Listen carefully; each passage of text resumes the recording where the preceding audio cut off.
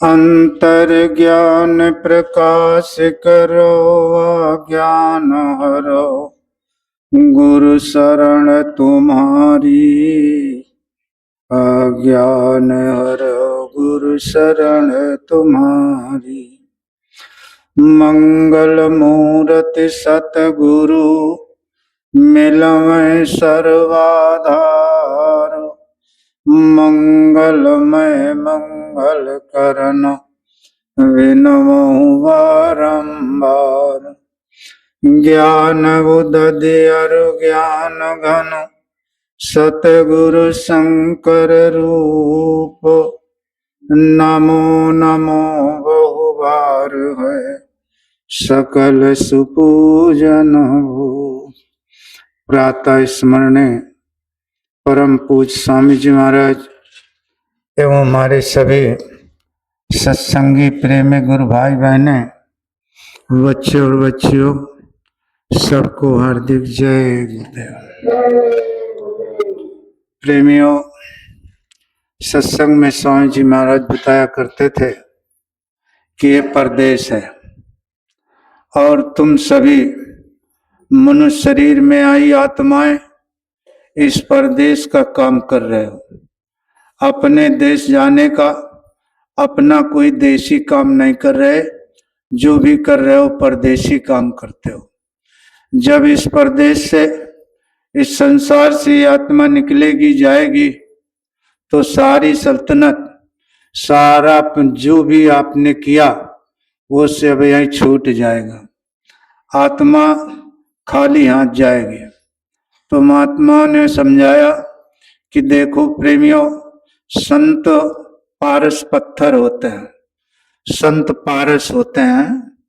पारस लोहे को स्पर्श कर देता है तो लोहा सोना बन जाता है। एक गुरु थे तो सारे शिष्य कहते थे हमारे गुरु महाराज पारस पत्थर है, पारस है, जिसको स्पर्श कर लेते हैं उसको सोना बना देते हैं।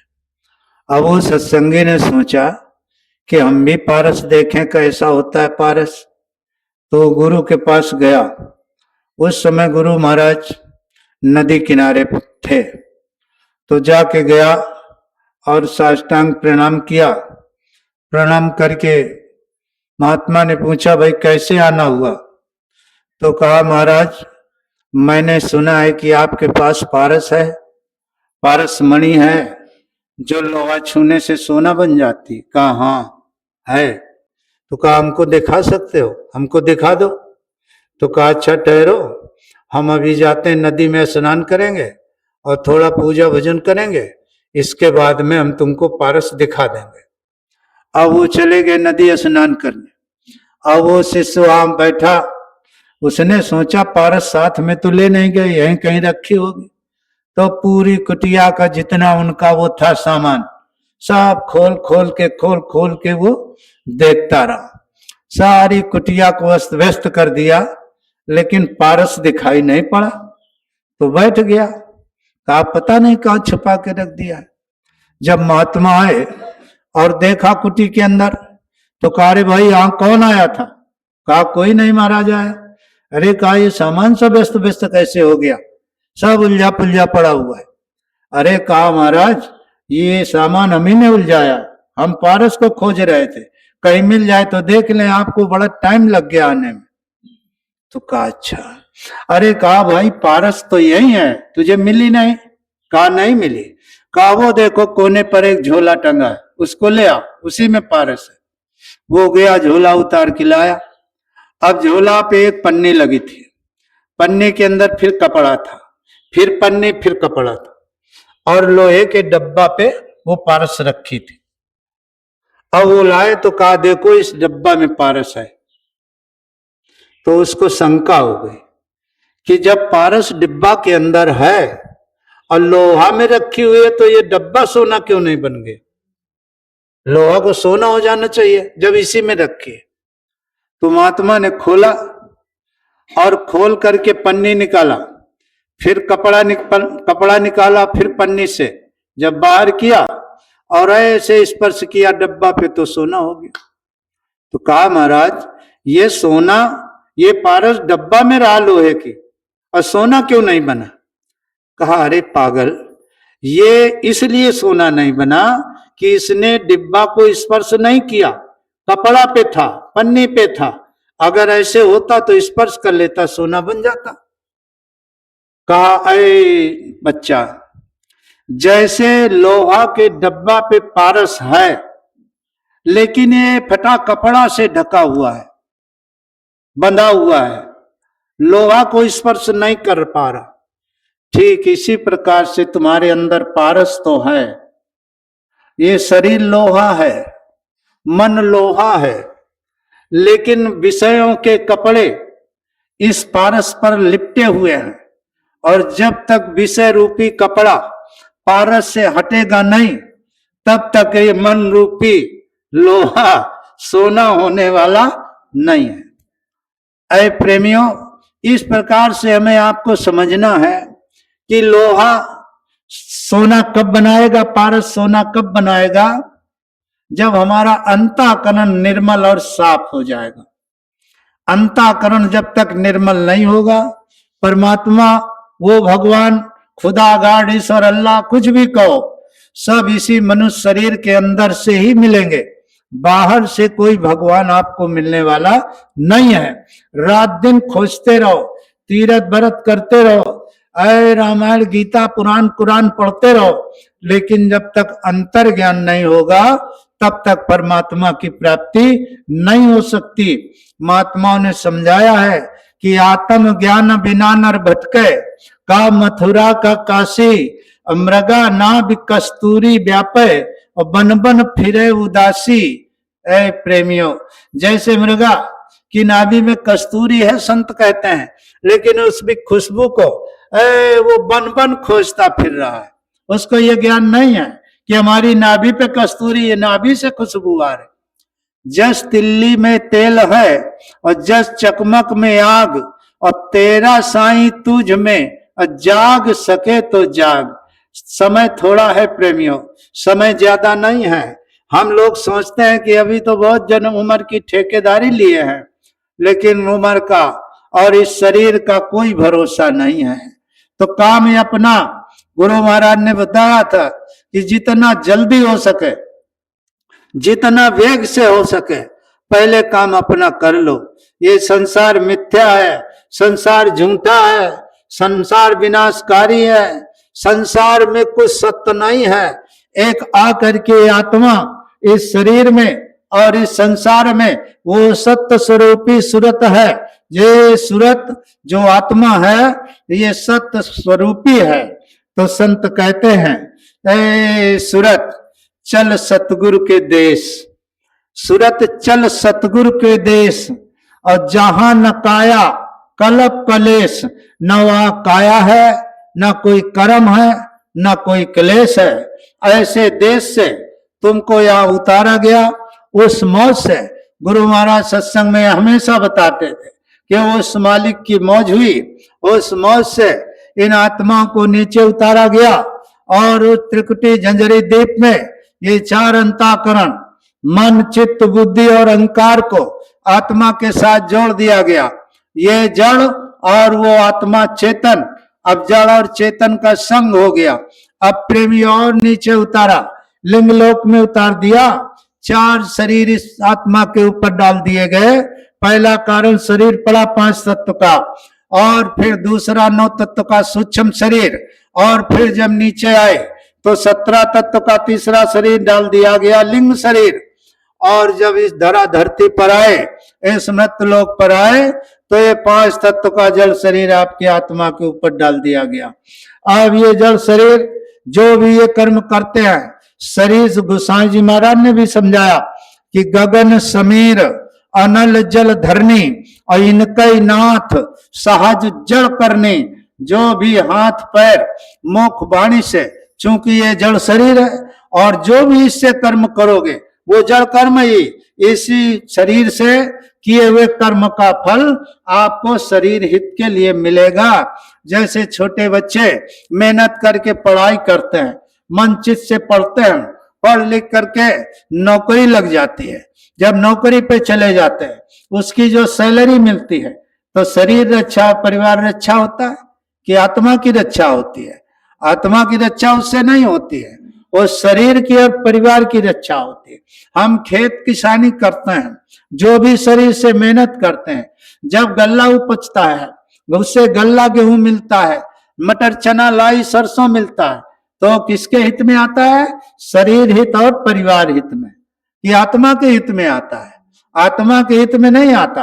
आत्मा ये गेहूं तेल सरसों नहीं खाती है, आत्मा ये जड़ भोजन नहीं करती है, वो तो चेतन है और चेतन को ग्रहण करती है। महात्माओं ने समझाया है कि ये हंसा मोती चुने और या लंघन कर जाए, या तो वो जीवात्मा रूपी हंस मोती पान करता है, मोती खाता है। और मोती क्या है? ये मूंगा वाला मोती नहीं, वो मोती शब्द का मोती। स्वामी जी महाराज कहते थे, शब्द सत्य नाम के हीरे मोती मैं बिखराऊं गली गली, और लूट सको तो लूट लो बंदे, और शोर मचाऊं गली गली। अभी समय है, दोनों हाथ से मैं वो सत्यनाम के मोती लुटा रहा, लूट सको तो लूट लो और सुरक्षित रख सको तो रख लो। अरे लूट करके सुरक्षित रखना चाहिए, लूट का माल सुरक्षित नहीं रहता है ना?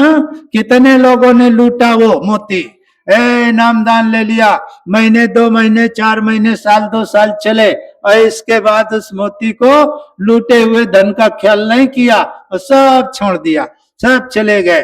तो प्रेमियों बहुत संभल के, ये जो नाम धन गुरु महाराज ने दिया था, ये नाम का दान, ये सबसे सारे दानों से, कितने भी दान है, सोना दान है, अन्न दान है, कन्या दान है, भूमि दान है, वस्त्र दान है, अन्न दान है, बहुत से दान, लेकिन सबसे बड़ा और सबसे उत्तम, सबसे निर्मल ये आत्मा का दिया हुआ दान है। इसको आत्म दान कहते हैं, जिसको आप नामदान कहते हैं। नाम कहते हैं शब्द को, नाम कहते हैं शब्द को, और वो शब्द जब इस मनुष्य शरीर पर प्रकट हो जाएगा, अंतर में आवाज मिल जाएगी सूरत को, तो ये मोती है और सूरत हंस है। उस शब्द को ग्रहण करके इसकी तृष्णा, इसकी जो वो है, सब समाप्त हो जाएगी, और उसमें चुंबक है, वो शब्द सूरत को खींचेगा। और जीते जी गुरु महाराज कहते थे, मरोगे नहीं, जीते जी। जिन्होंने आप में से, जैसे अब ये बहनें हैं, ये भी बहुत साधिकाएं हैं, साधनाएं करती हैं, भाई लोग भी साधना करते हैं, और जिनको साधना अवस्था पर एकाग्र मन होता है, चित्त एकाग्र होता है, उनको कुछ ना कुछ रस मिलता है, और वो धीरे धीरे उसी रस में जब विलुप्त होते हैं, थोड़ा मिला फिर ध्यान दिया, फिर मिला और ज्यादा मिला, फिर और गौर से सुना और ज्यादा मिला, इसी प्रकार सुनते सुनते एक दिन वो शब्द पूरा मिल जाता है। और जैसे पूरा शब्द मिला तो सूरत, गुरु महाराज कहते थे कि सूरत शब्द से चिपक जाएगी, सूरत शब्द को खींच, शब्द सूरत को खींच लेगा और जीते जी शरीर से निकाल लेगा। और निकाल करके प्रेमियों करोड़ों ब्रह्मांड, हमने तो देखा नहीं, हमने तो देखा नहीं, गुरु महाराज की सुनी सुनाई सत्संग की बातें करोड़ों ब्रह्मांड गुरु महाराज ने बताए कि इधर से जब चलोगे तो ये देखो तारा मंडल, फिर सूर्य मंडल, फिर चंद्र मंडल, फिर यक्ष गंधर्व किन्नरों के मंडल, फिर ब्रह्मा लोक, विष्णु लोक, शिवलोक, और स्वर्ग और वैकुंठ लोक, और फिर अद्या का लोक, और फिर साकेत लोक, फिर वो काल और महाकाल, और फिर वो सतलोक, अलख अगम अनाम, ये कितने लोग गुरु महाराज बताते थे। तो वो लोग सब आप देख सकते हो। गुरु महाराज ने कहा कि अगर हमने देखा तो आप भी देख सकते हो, जो मैंने किया वो तुम करो, तुमको भी दिखाई पड़ जाएगा। अरे भाई, संतों ने जो लिखा, उन्होंने आँखन देखी लिखा। ये जो कुछ किताबी ज्ञान है, तो संत तो कहते हैं मैं लिखता आँखिन देखी, जो मैं देखता वही लिखा है। और तुम कहते हो कागज लेखी। अब कागज लेखी की बात सही होती है, कि आंखन देखी की बात सही होती है। बड़े सुंदर सुंदर निर्मल देश है। तो प्रेमियों, ये कागज लेखी में ये संसार फंस गया है। ये संसार फंस गया, कोई इसमें फंसा, कोई उसमें फंसा, कोई मुक्ति का चारों तरफ दरवाजा खोज रहे। कोई सोचता है कुंभ में, वही महाकुंभ में मोक्ष मिल जाएगा, कोई कहता है प्रयाग में मोक्ष मिल जाएगा, कोई कहता है काशी में शरीर छूट जाए मोक्ष मिल जाएगा।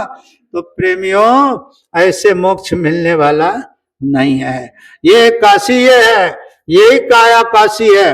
प्रेमियों, इस काया रूपी काशी से ही मोक्ष मिलेगा, बाहर से मोक्ष मिलने वाला नहीं है। काशी मरत जंतु अवलोकी, जो इस काया रूपी काशी को जीते जी छोड़ता है, उसका मोक्ष और मुक्ति होता है।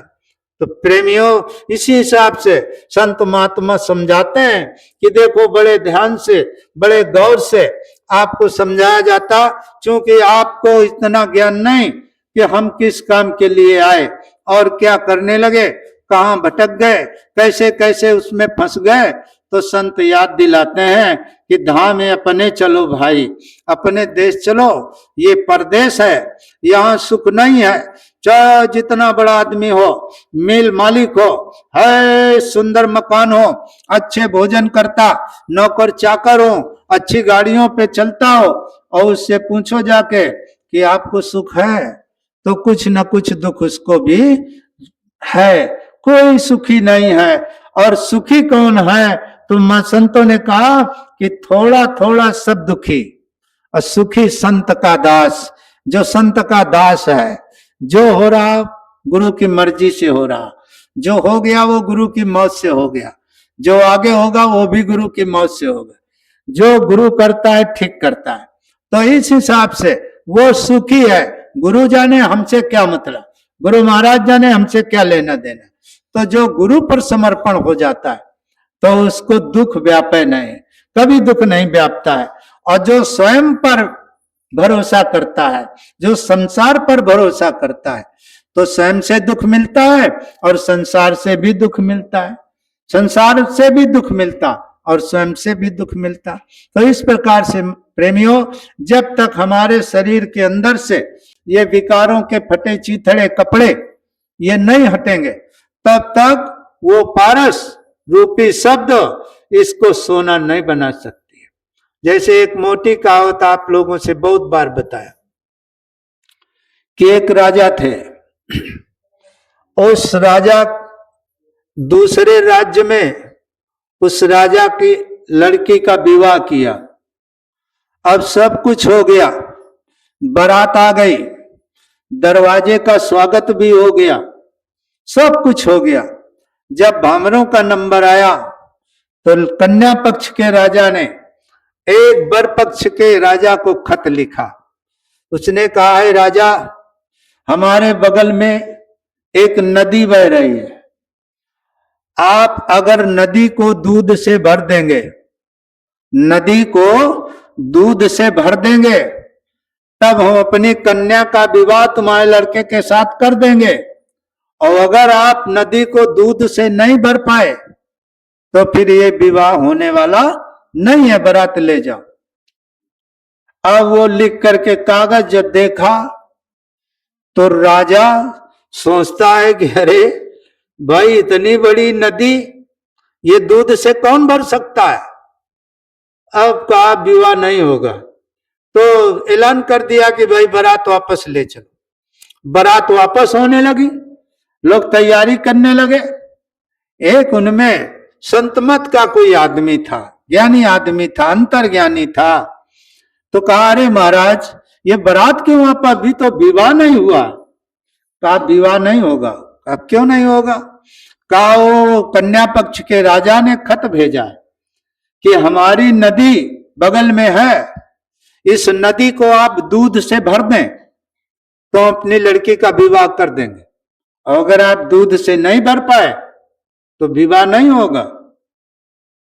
तो अब हम दूध से नहीं भर सकते हैं, इतनी बड़ी नदी कैसे दूध से भरेंगे। अरे कहा, महाराज, हम इसको 1 सेकंड में भर देंगे दूध से, 1 सेकंड नहीं लग गएगा। प्रेमियों, ये कहानी नहीं, बहुत अच्छे ढंग से समझो। तन थिर, मन थिर, बचन थिर, सूरत निरत थिर। तो एक पल में ये जो फटे कपड़े भरे हुए हैं ना चिथड़े, ये हटा दोगे और नदी को दूध से भर दोगे। कहा अरे भाई, हम 1 सेकंड में भर देंगे महाराज, बारात रोको। बारात रुक गई। कहा खत लिखो, जो मैं बोलता जाऊं लिखते जाओ। अब वो बोल रहा है अपना सिद्ध श्री से नामा गणेशाय नमा, वो जो कुछ पहले लिखे जाते थे सब कुछ लिखा। और इसके बाद वो कहता है क्या है महाराज इसमें ये लिखो, क्या है राजा, मैं आपकी नदी को दूध से भर दूंगा, लेकिन पहले आप जल से नदी को खाली कर दो। पहले आप जल से नदी को खाली कर दो, मैं दूध से आपकी नदी को भर दूंगा। अब राजा ने जब खत पढ़ा तो सोचा ये तो असंभव है, नदी पानी कैसे, पानी से नदी खाली हो जाएगी। तो कहा अरे भाई विवाह कर लो, ना हम पानी हटा पाएंगे और न तुम दूध से भर पाओगे। अगर पानी हट गया तो आप दूध से भर दोगे, लेकिन हम पानी नहीं हटा पाएंगे। ये मन कहता है कि हम विषयों की हवा छोड़कर कहीं नहीं जाएंगे। इंद्री द्वार झरोखा नाना, तहाँ सुर बैठे करि करि थाना, आवत देखें विषय बयारी, तुरत दें कपाट उघारी। मन नहीं चाहता कि ये नदी दूध से भर जाए। अगर ये पानी से खाली हो जाए, मन निर्विषयी हो जाए, विषयों से अलग हो जाए, निंदा आलोचना बुराई से अलग हो जाए, मान सम्मान लोभ से अलग हो जाए। गुरु महाराज यही तो कहते थे कि अरे लोभ और मान सम्मान ये सब क्या है, कुछ नहीं, कुछ नहीं है। तो प्रेमियों, जब तक घट का पट, घट का अंतःकरण साफ नहीं होगा, तब तक ये है तो घट में, घटई में है, बाहर नहीं है। घट का करो विचार संतो, घट का करो विचार, सब कुछ घट में है। लेकिन अब जो देखने वाला चतुर है, जो चतुर होता है, चालाक होता है, वो विषयों को ऐसे फेंकता है, क्या है, कुछ नहीं।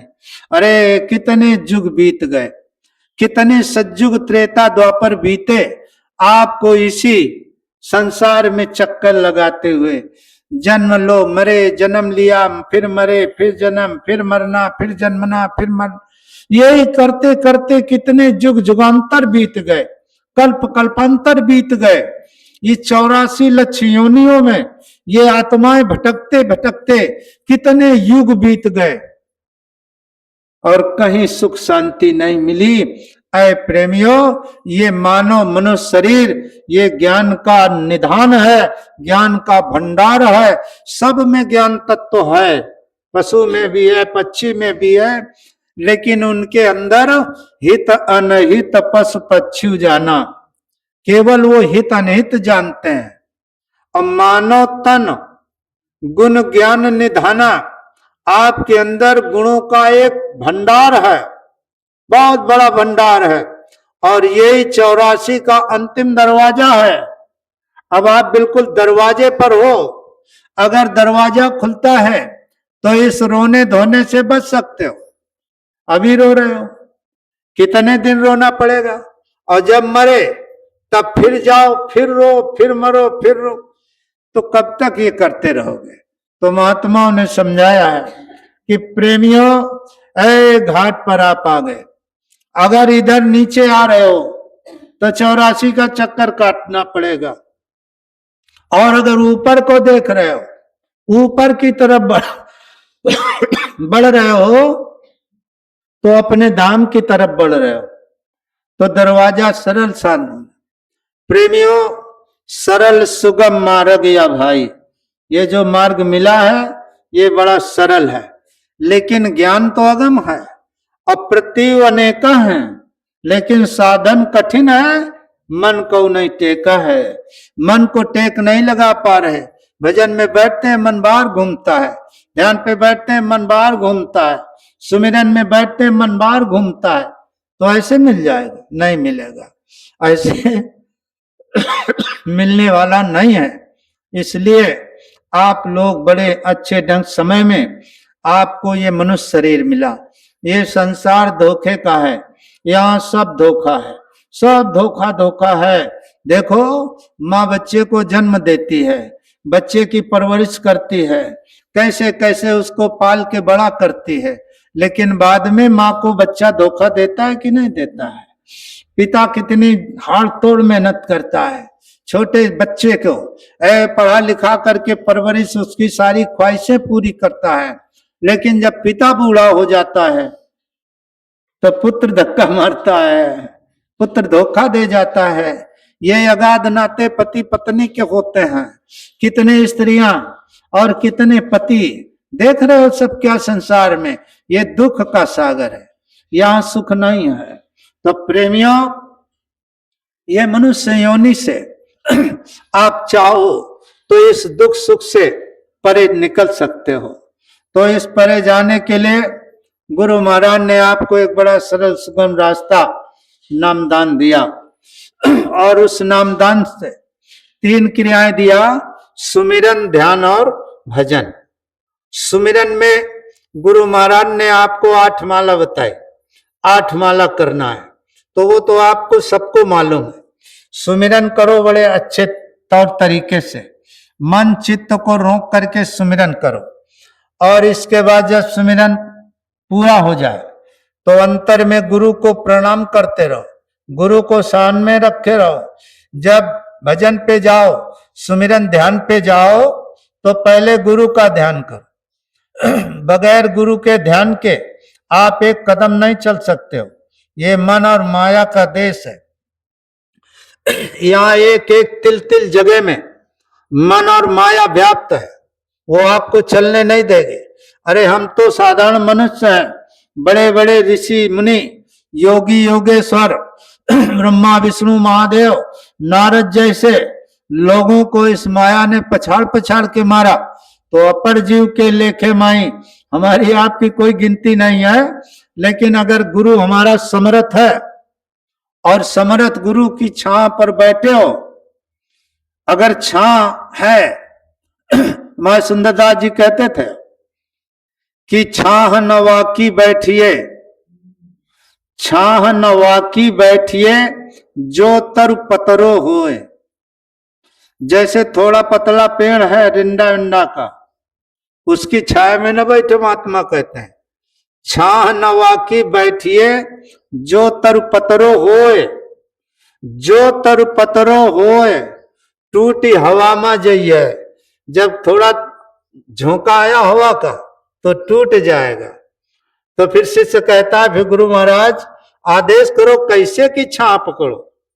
तो कहते हैं, कह गिरधर कबीराय छाह मोटे की गई है, अब पत्ता सब झड़ जाए तहु छाया में रही है।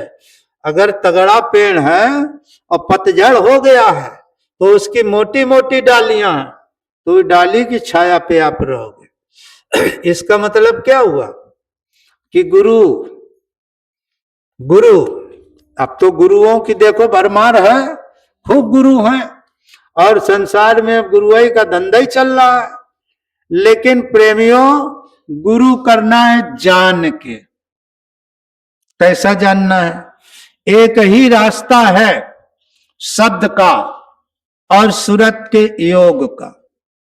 अगर ये आत्मा उस शब्द से, उस नाम से, उस नाद से, उस देववाणी से, उस आकाशवाणी से, वो कलमा, आयतें, अनाहत, जो भी कुछ आप अपनी अपनी भाषा में बोल लो, जब तक ये उससे नहीं जुड़ेगी तब तक इसको शांति नहीं है। और जब तक शब्द मार्गी गुरु नहीं है तो सच्चा गुरु भी नहीं है। महात्माओं ने आगे बताया है कि शब्द मार्गी गुरु नहीं होवे तो झूठी गुरुआई लेवे। सूरत और शब्द को जोड़ने वाला अगर गुरु नहीं है तो झूठी गुरुआई है, गुरुआई सच्ची नहीं है। तो गुरु करो जानी के। हमारा गुरु शब्द मार्गी है कि नहीं, शब्द को पकड़ाने वाला गुरु है कि नहीं। और ये जानकारी कब होगी, जब गुरु के मुख से सूरज शब्द का सत्संग सुनोगे तो आपको पूरा महसूस और विश्वास हो जाएगा कि हमारा गुरु शब्द मार्गी। जो शब्द मार्गी नहीं है वो सूरत और शब्द की ओर को कुछ बातें ही नहीं बता सकता। जब वो रास्ते नहीं चला है तो बता क्या देगा। गुरु महाराज सूरत इस मनुष्य शरीर से लेकर के और सत्यलोक अलख अगम अनाम तक की सारी, तो हमें विश्वास था कि हमारे गुरु महाराज सूरत शब्द योगी हैं, सूरत शब्द का योग है इनके पास, और वही वो नाम दान दे रहे हैं। तो नाम का दान दिया। अगर झूठा गुरु है तो अंधेले में चल रहे हो, कुछ नहीं हुआ। अब सच्चा गुरु भी है और कर नहीं रहे हो, फिर भी अंतर में उथल पुथल मचा है। अरे भाई करना, स्वामी जी महाराज कहते थे बच्चा करोगे तो निकल जाओगे, नहीं फंस जाओगे। अब यहाँ लोग कहते हैं ये कर लो, ये कर लो, वो कर लो, सब। अब गुरु महाराज तो किसी को फंसाया नहीं, वो तो सीधी सच्ची बात कहते थे कि बच्चा अगर करोगे तो निकल जाओगे और नहीं फंस जाओगे।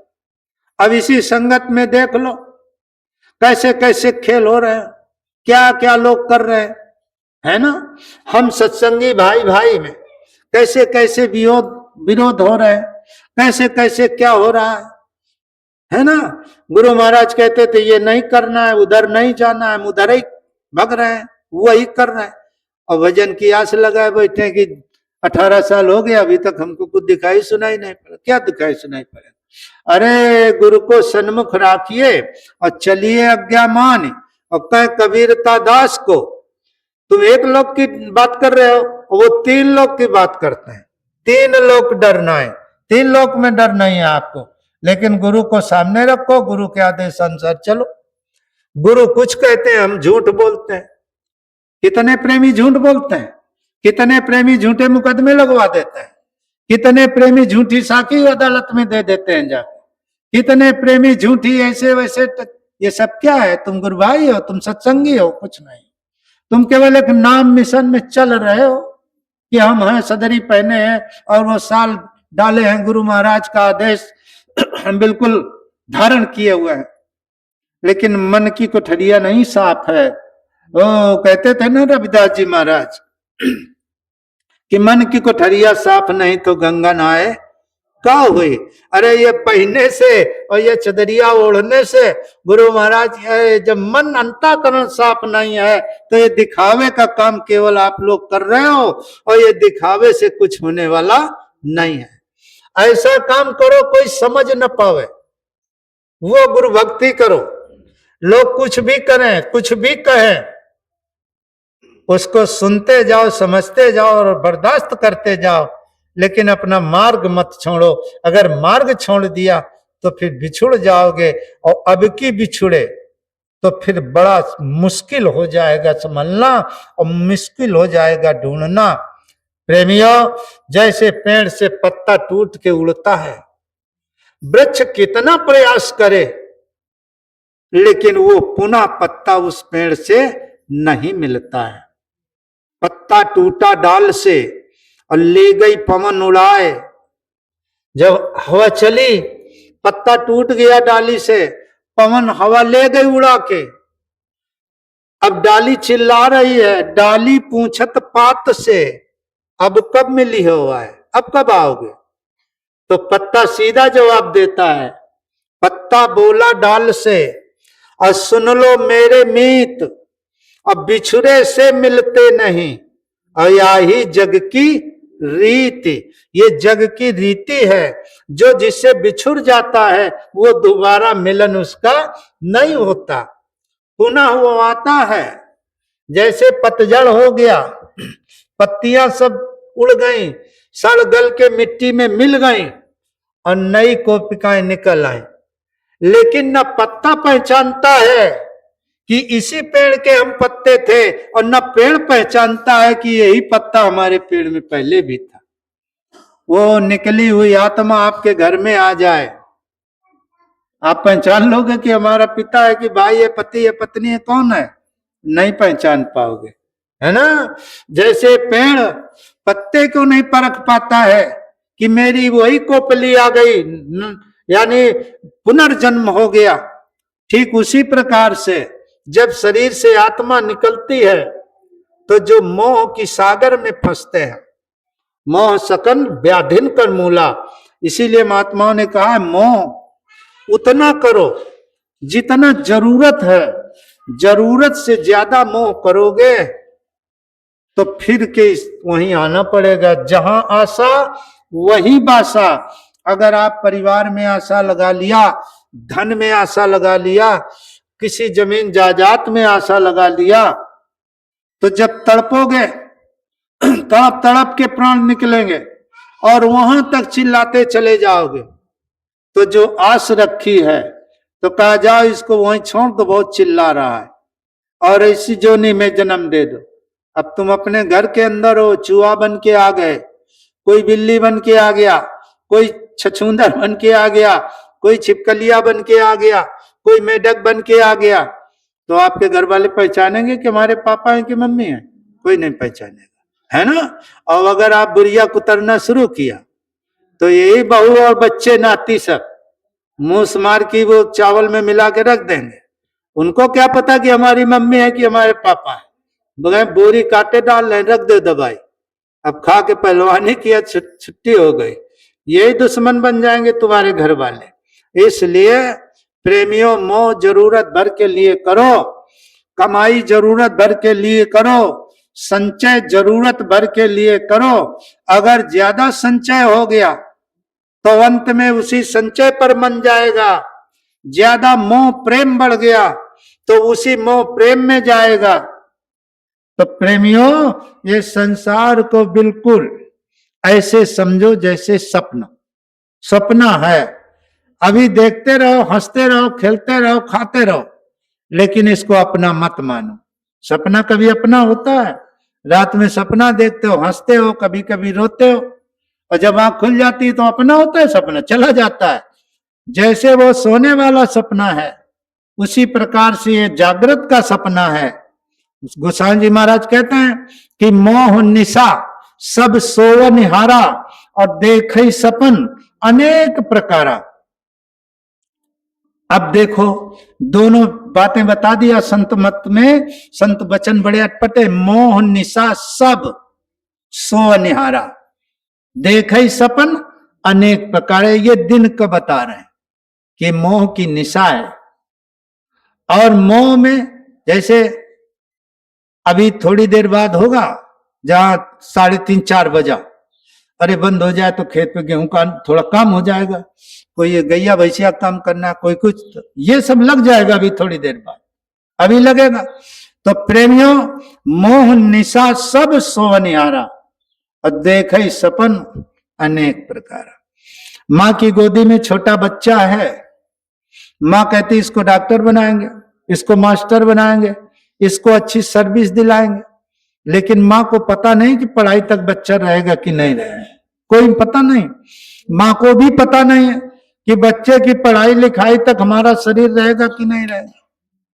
ये आज जागृत का सपना है दिन, लेकिन मोह की निशा है। निशा माने रात होती है, और वो रात का सपना जो सोने वाला होता है, तो उसको बताया कि जो सपने सिर काटे कोई, अब बिन जागे भ्रम दूरी ना। जैसे कोई तुमको मार रहा है, कोई डांट रहा है, कोई कुछ कह रहा है, तो वो सपना कब टूटता है? जब आंख खुल जाती है, सपना टूट गया। वो जागृत का सपना कब टूटता है? जब आंख बंद होती है। ये जागृत का सपना कब टूटता है? जब आंख बंद होती है। और सोने वाला सपना कब टूटता है? जब आंख खुल जाती है। न वो सत्य है और न दो में अगर कोई सत्य हो तो बताओ, कोई सत्य नहीं, है ना। इसी मकान, इसी खेती में हमारे कितने पूर्वज चले गए, कितने बाबा के बाबा चले गए, है ना। आज ऐसा समय आ गया कि उन बाबा का, उन काका ताऊ दादा का। हमें नाम तो नाम क्या, जब कोई निशानी भी नहीं, कुछ नहीं। एक बार ये हम सत्संग कर रहे थे, तो एक नया लड़का भागवताचार्य तैयार हुआ, तो खड़ा हो गया, कहा अरे भाई शुक्ला जी ये बताओ हनुमान की नानी का क्या नाम था। मैंने कहा बड़ी अच्छी बात है, बता रहे हैं बच्चा, बता रहे हैं, लेकिन तुम अपने पांचवें बाबा का नाम बता दो, पांचवें बाबा का नाम बताओ। तो कहा हमें तो नहीं मालूम। तुम कहा जी कि संपत्ति में तुम रह रहे हो और अपने बाबा का नाम नहीं जानते हो और हमसे हनुमान की नानी का नाम पूछ रहे हो। खैर हम बताए दे रहे हैं तुमको, लेकिन ऐसे प्रश्न कभी किसी जय गुरुदेव वालों से न करना। तुम अपने कुनबे को नहीं जानते हो, जिसकी संपत्ति में तुम रह रहे हो, हमसे हनुमान की नानी का नाम पूछ रहे। बैठ गए। तो कहने का मतलब गोसाई जी महाराज ने कहा है कि एक दिन तो ही तजेंगे पामर। तजना है कि नहीं तजना है? और फिर देखो मरने के बाद कितनी दुर्गति होती है, क्या क्या लोग करते हैं तुम्हारे साथ में, इस शरीर के साथ में क्या क्या करते हैं। उसमें लिटा दिया, चाहे गर्दन लटकी हो, चाहे कुछ गड़ रहा हो, बड़ी मोटी मोटी लकड़ियों पे लिटा दिया, और सब कुछ कैसे कैसे करते हैं। अरे तुम्हारे तो ये करते हैं, कोई दूसरे करते हैं, खोपड़ी तक फोड़ देते हैं, मुंह पे आगी लगा देते हैं, है ना, क्या क्या दुर्गति करते हैं। फिर भी हम कहते हैं ये सब अपने, सब अपने। और लोगों ने ऐसा कर दिया कि अरे ये तो अंतिम संस्कार है, इससे तुमको मोक्ष मिल जाएगा, मुक्ति मिल जाए। अगर पुत्र पिता के मुंह में अग्नि ठूस दे तो उसको मुक्ति मिल जाएगी, खोपड़ा फोड़ दे तो ब्रह्मांड तोड़ के आत्मा निकल जाएगी। अरे भाई ये कुछ नहीं, वो तो क्रिया है, वो तो करो, वो तो बात अलग की है, वो तो की जाती है, लेकिन इससे कोई आस्था मत रखो कि हम सर फोड़ेंगे तभी ब्रह्मांड फोड़ के वो निकलेगी और ये मुखाग्नि देने से ये होगा, कुछ नहीं। वो तो आत्मा निकल के चली गई और सारी जिंदगी की कमाई जो ये मन चित्त बुद्धि और अहंकार ने किया, वो सब गठरी बंद करके आत्मा के साथ जा रही है। अब तुम यहां कुछ भी करो, उससे कोई लेना देना। किसी के जाने के बाद तुम सोने के बगीचे और सोने के महल, सोने के गद्दे गलीचे खूब दान कर दो, लेकिन उससे कुछ लेना देना, उसकी तो फाइल बंद हो गई। जैसे आत्मा निकली तो फाइल बंद हो गई, कोई लेखनी नहीं हो। तो ये तो क्रम चल रहा है। आज हम अपने पिताजी का किया तो कल हमारे पुत्र हमारे करेंगे, और फिर उनके फिर वो करेंगे, तो ये क्रमशः चल रहा है, बाकी ऐसा कुछ नहीं। सूरत आत्मा जिस समय शरीर से निकलती है तो सारे जन्म का, जिंदगी का जो जितना जन्म में किया है, शुभ अशुभ, पाप और पुण्य, वो सब सिमट करके उसी के साथ चला जाता है। और वहां जाके फैसला तुरंत होता है ना, तुरंत फैसला। वहां ये नहीं कि महीने 2 महीने, एक बार बांदा में थे तो एक प्राइमरी के पंडित जी थे, तो वो चर्चा करने लगे। कहा ये बताओ शुक्ला जी, क्या वहां कोई कचहरी अदालत है? हमने कहा कचहरी अदालत नहीं है। कहा वकील वकील होंगे? हम कहा वकील भी नहीं है, वहां कोई वकील नहीं। तो कहा फिर न्याय कौन करता है? ने कहा न्याय वो मालिक करता है, जो न्यायिक है इस मृत्युलोक का, वो न्याय करता है। तो कहा भाई जीरा बहस तो सुनता ही होगा। हम कहा नहीं, केवल उसने विधान बनाया है, विधान बना के आपको ये मनुष्य शरीर दिया। 84 लक्ष योनियों में एक यही योनि है जिसको वो विधान बना के भेजता है, शुभ अशुभ कर्मों का विधान बना के भेजता है। पशु का कोई विधान नहीं, पक्षी का कोई विधान नहीं, पशु को कोई पाप नहीं, पक्षी को कोई पाप। बिल्ली चूहा खाती है तो क्या उसको पाप लगता है? पाप नहीं लगता है, क्योंकि उसका ग्रास है, उसका भोजन है। वो कितनी चिड़िया कीड़े खा जाती हैं, उनको पाप नहीं लगता। लेकिन ये मनुष्य शरीर पे विधान है, अगर तुम पशु को मार के खाओगे तो पाप लगेगा, पक्षी को मार के खाओगे तो पाप लगेगा। तुम जानते हो क्यों? तुम्हारे अंदर ज्ञान तत्व है। इसलिए विधान बना है का विधान देखो कैसा है कि जब बरसे भर दें जग जंगल, आकाश में सागर कहीं नहीं। जब बरसात होती है तो देखो एकदम सब ताला और तालाब, सब खेत में पानी पानी। जब बरसे भर दें जग जंगल, आकाश में सागर कहीं नहीं। अद्दे भोजन चीटी हाथी को, पर चढ़े भंडारा कहीं नहीं। भगवान के कहीं भंडारे चल रहे लेकिन एक बात याद रखना, इस सृष्टि में कोई भी जीव ऐसा नहीं जो भूखा रहता। भगवान कोई ना कोई रूप से, किसी न किसी रूप से उसके पास भोजन पहुंचाते हैं। अब तुम नाराज होकर भोजन ना करो। जैसे पिता पुत्र से झगड़ा हो गया तो कहो पिताजी खाने छोड़ दें, न खाइबे। पत्नी से विवाद हो गया तो वो गुस्सा आ गई तो वो न खाई है, वो गुस्सा आ गए तो वो नहीं। तो तुम अपने मन से न खाओ वो बात, तो फिर भगवान तुम्हारे मुंह में नहीं डालेंगे आके, अरे गुस्सा छोड़ दो खा लो, ऐसा नहीं। लेकिन अगर तुम्हारे पास हीनता नहीं है, क्या खाएंगे आज कुछ नहीं है, ऐसा समय नहीं आएगा। कोई ना कोई, एक बार की बात मैं बताऊं, मथुरा से आ रहे थे वापस, आगरा के इधर, इटावा के इधर रात में गाड़ी खड़ी हो गई, होटल था, लोग रुके। अब तो जानते हो हरमेर के सत्संगी, कोई चाय पी रहा है, कोई कुछ कर रहा, कोई कुछ कर रहा। हम लोग चाय वाय कभी होटल में खाते पीते नहीं। और शाम को जो चले थे तो जो था झोला में वो सब खत्म हो गया था। इतना तेज भूख लगी तो एक पेड़ था, पेड़ से ऐसे उठ लेके बैठ गए। कहा गुरु महाराज इतनी भूख तेज लग रही है कि बर्दाश्त के बाहर, बर्दाश्त नहीं हो रहा। और बस 2 ही मिनट ऐसे गुरु महाराज का ध्यान किया। गुरु महाराज क्या करें, होटल में कुछ खा नहीं सकते, यहाँ का पानी भी नहीं पी सकते, ये वो। और थोड़ी 2 ही 3-4 मिनट में यही अपने बिंदकी की बहन जी नीलम सोनी जी एक थाली में नाश्ता लिए हुए सबसे पूछ रहे हैं, शुक्ला भैया कहाँ है, शुक्ला भैया कहाँ है। शुक्ला तो किसी ने बताया वो पेड़ के बैठे।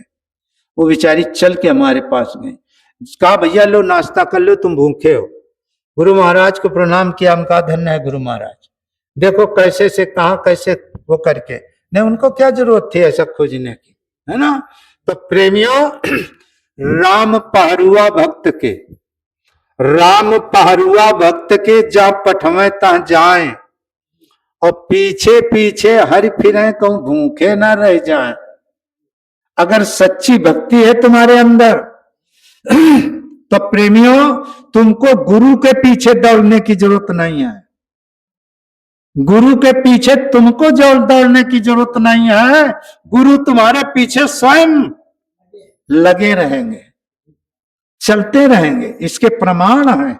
सबरी राम को जंगल में नहीं खोजा, एक जगह आस्था भक्ति लगा के बैठ गए और श्रद्धा थी कि हमको दर्शन मिलेंगे, आएंगे, आए।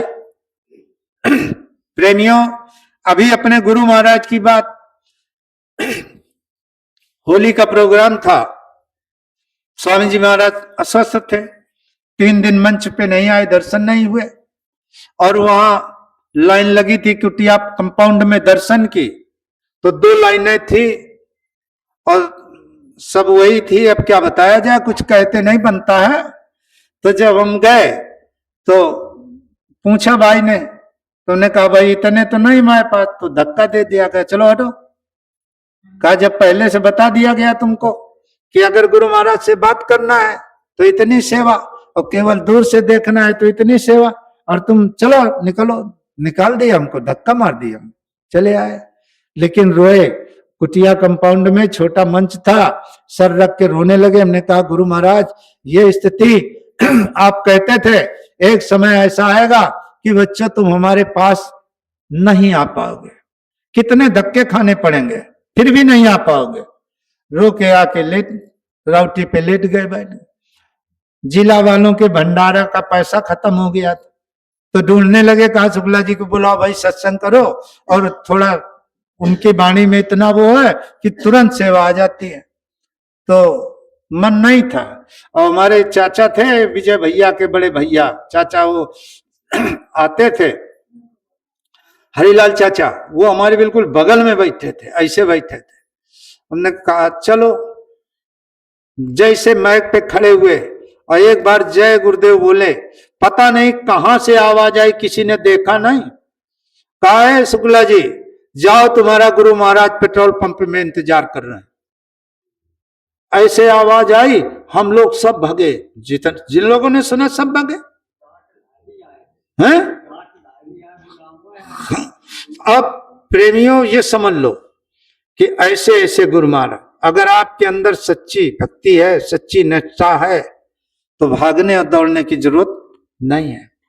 तो प्रेमियों पीछे पीछे हर फिरें, हम भूखे न रह जाएं। तो बता रहे कि दे भोजन चीटी हाथी को, पर चढ़े भंडारा कहीं नहीं। और पत्ती पत्ती की कतरन न्यारी, ये देखो नीम का पेड़ और जितने पेड़ देख रहे हो, इनकी जो पत्तियां हैं उनकी कतरने बनावटें न्यारी हैं। पत्ती पत्ती की कतरन न्यारी, पर हाथ कतन्नी कहीं नहीं। हाथ में कतन्नी नहीं लिए हुए कि कतल के सीनरी बना के डालना है, विधान बना हुआ है। तो प्रेमियों आपके लिए उस मालिक ने विधान बनाया, विधान बनाया। और उस विधान को जब हम भूले, पहले तो नहीं भूले थे, सतयुग में तो कोई भूले नहीं था। सतयुग योगी सब विज्ञानी और कर हरि ध्यान तरे भव प्राणी, सतयुग में भूले नहीं।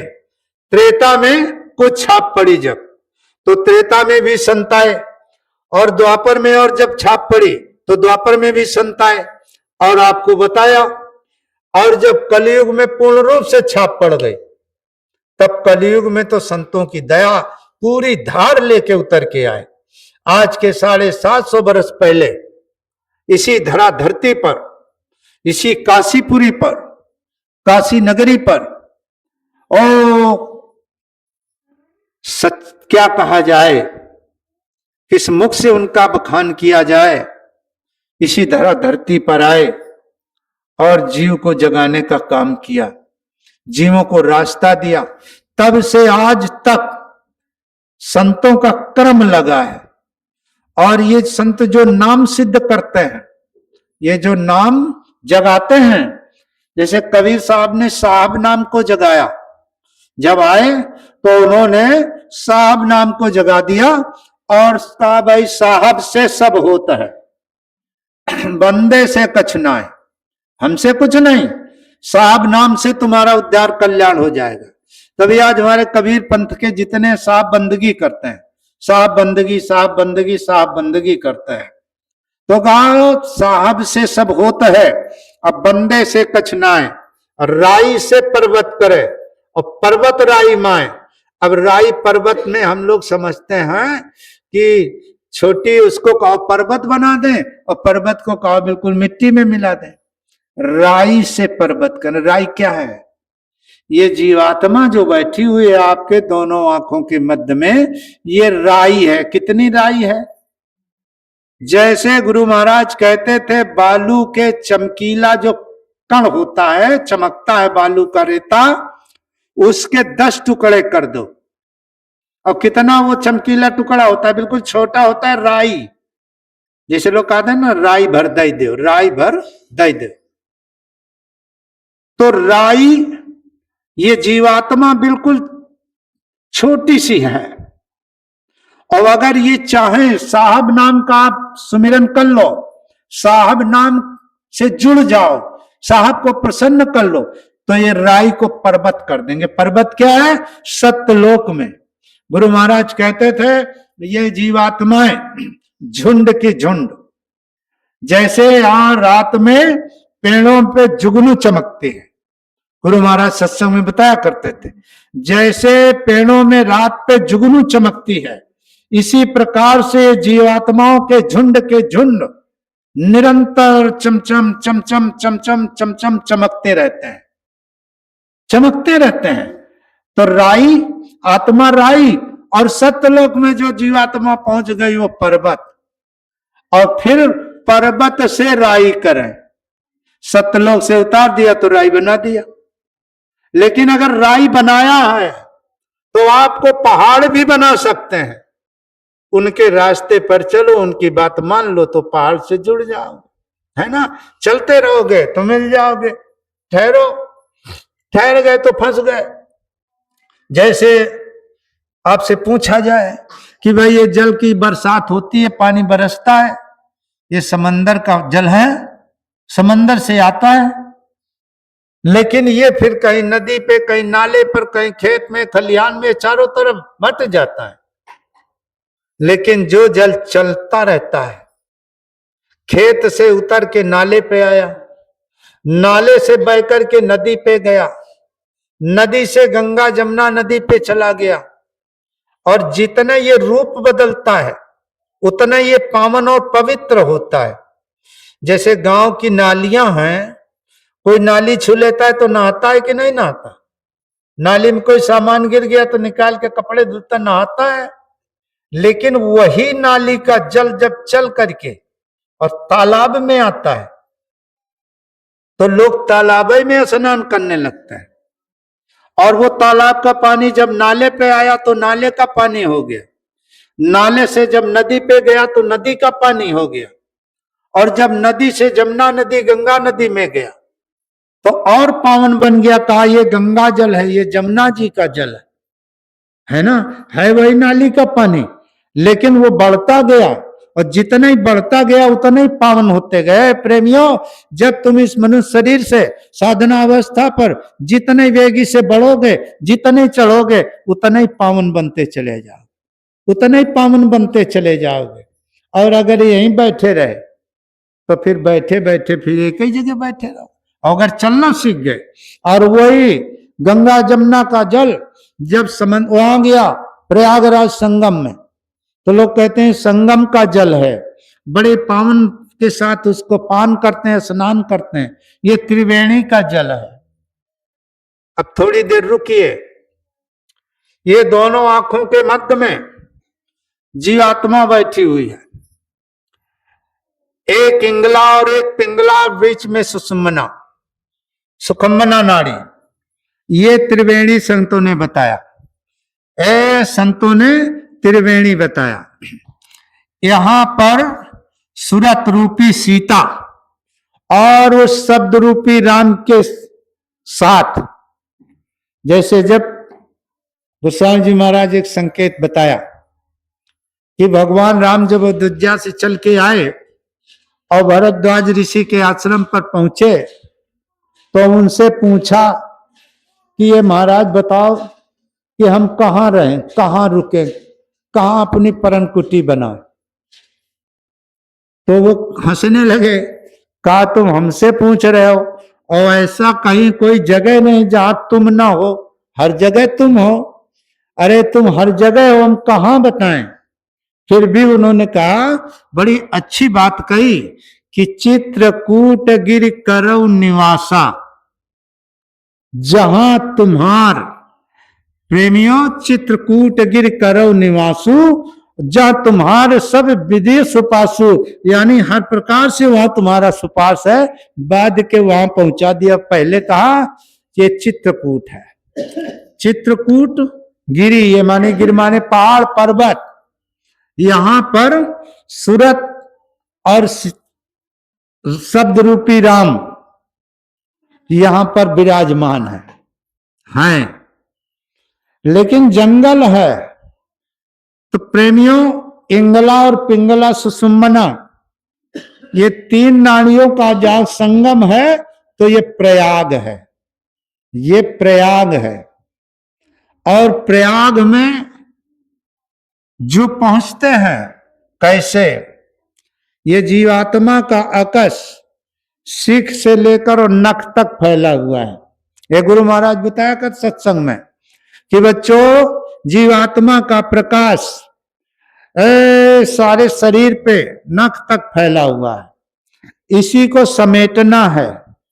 जब जितने ही समिति समिति जल भरई तलावा, समेटना है इसको, साधना अवस्था पर बैठ करके सीधे संभलना है, ये गुरु महाराज समझाते थे कि सीधे संभाल संभाल के, और जब ये धीरे धीरे चढ़ते चढ़ते गुदा चक्र, इंद्री चक्र, नाभि चक्र, हृदय चक्र और कंठ चक्र, ये जब चक्रों में आ जाता है कंठ चक्र तक, तब आगे त्रिवेणी प्रयाग का मिलन होता है। तो गुरु महाराज आपको सब बताते थे, हमें बताने और कहने की जरूरत नहीं है, आप लोगों ने भी सुना।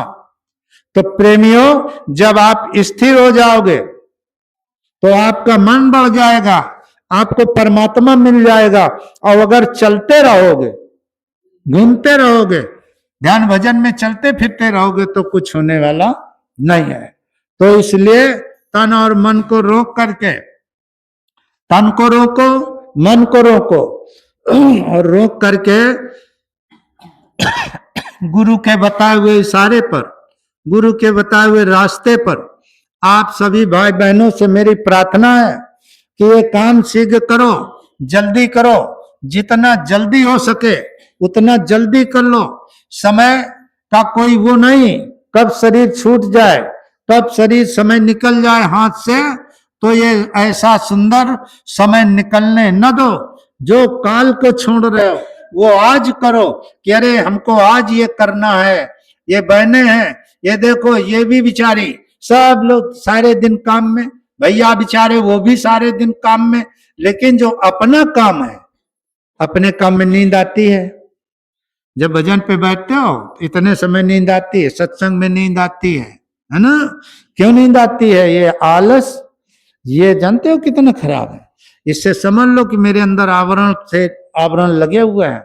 नहीं, सत्संग वो गंगा है कि यहाँ नींद नहीं आती, एकदम चैतन्यता होती है। सत्संग आत्मा का भोजन है। आप जाओ जहां आत्मा को भोजन मिलता हो वहां नींद आएगी। भजन आत्मा का संग है, भजन करोगे आत्मा का संग बन जाएगा, और भजन ही में नींद टूट पड़ती है ना? भजन सुमिरन में क्या क्या, फिर जब नहीं सत्ता शरीर तो क्या आप सुबह करेंगे? अब सुबह फिर कहाँ होने वाला है? फिर शाम को, फिर सुबह, फिर शाम, फिर सुबह, यही करते करते कितना दिन बीत गया और आप लोगों ने अपना काम नहीं किया। इसलिए गुरु से प्रार्थना करो, अरे घाट पर बैठ जाओ और थोड़ी देर रोना शुरू कर दो।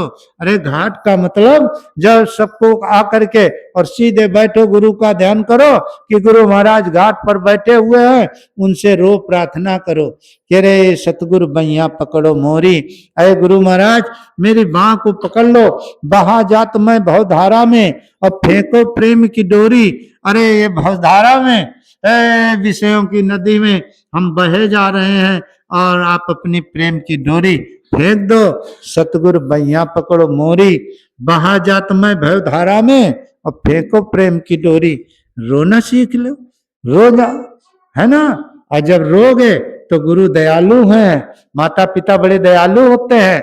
ऐसे अगर मम्मी से कह दे बच्चा, मम्मी 10 रुपए दो, कहाँ है? नहीं है पैसे, और अगर रोना शुरू कर दे, मचलाई कर दे, तो फिर जरूर निकाल के दे देगी। तो रोना सीख लो, रो, गुरु महाराज से प्रार्थना करो।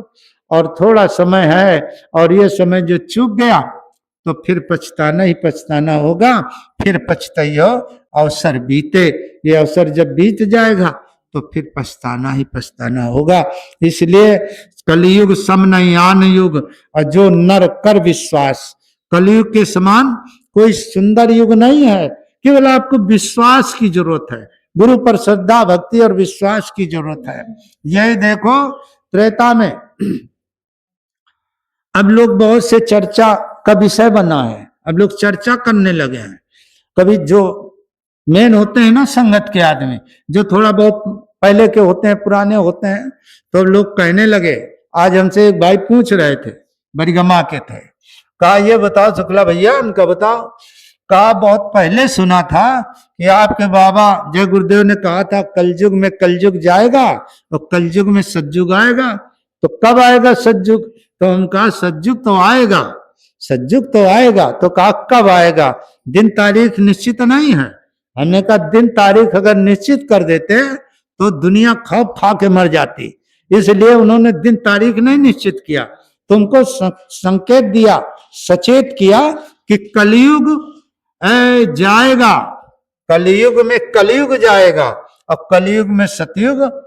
तो कहा अभी तो इतने 1000 बरस 51,000 बरस, वैसे 57,000 बरस बीते हैं, लेकिन वो कहा अभी 51,000 बरस बीते हैं और अभी कैसे सतयुग, तो 4,32,000 बरस उम्र है।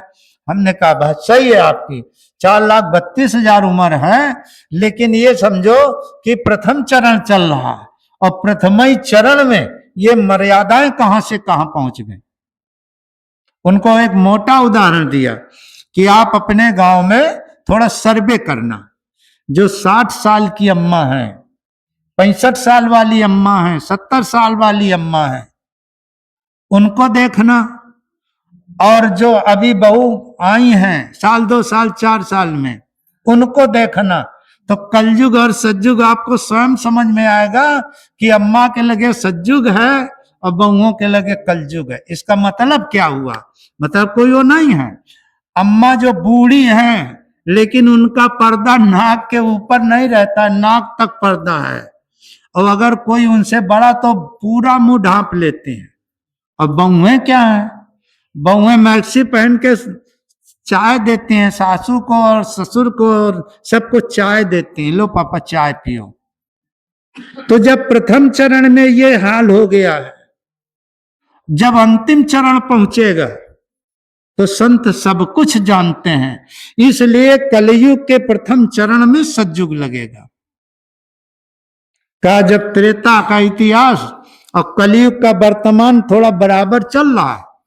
त्रेता में रावण का राज्य था, रावण ने आदेश दिया कि जय विधि होए धर्म निर्मूला, असो तुम करो वेद प्रतिकूला।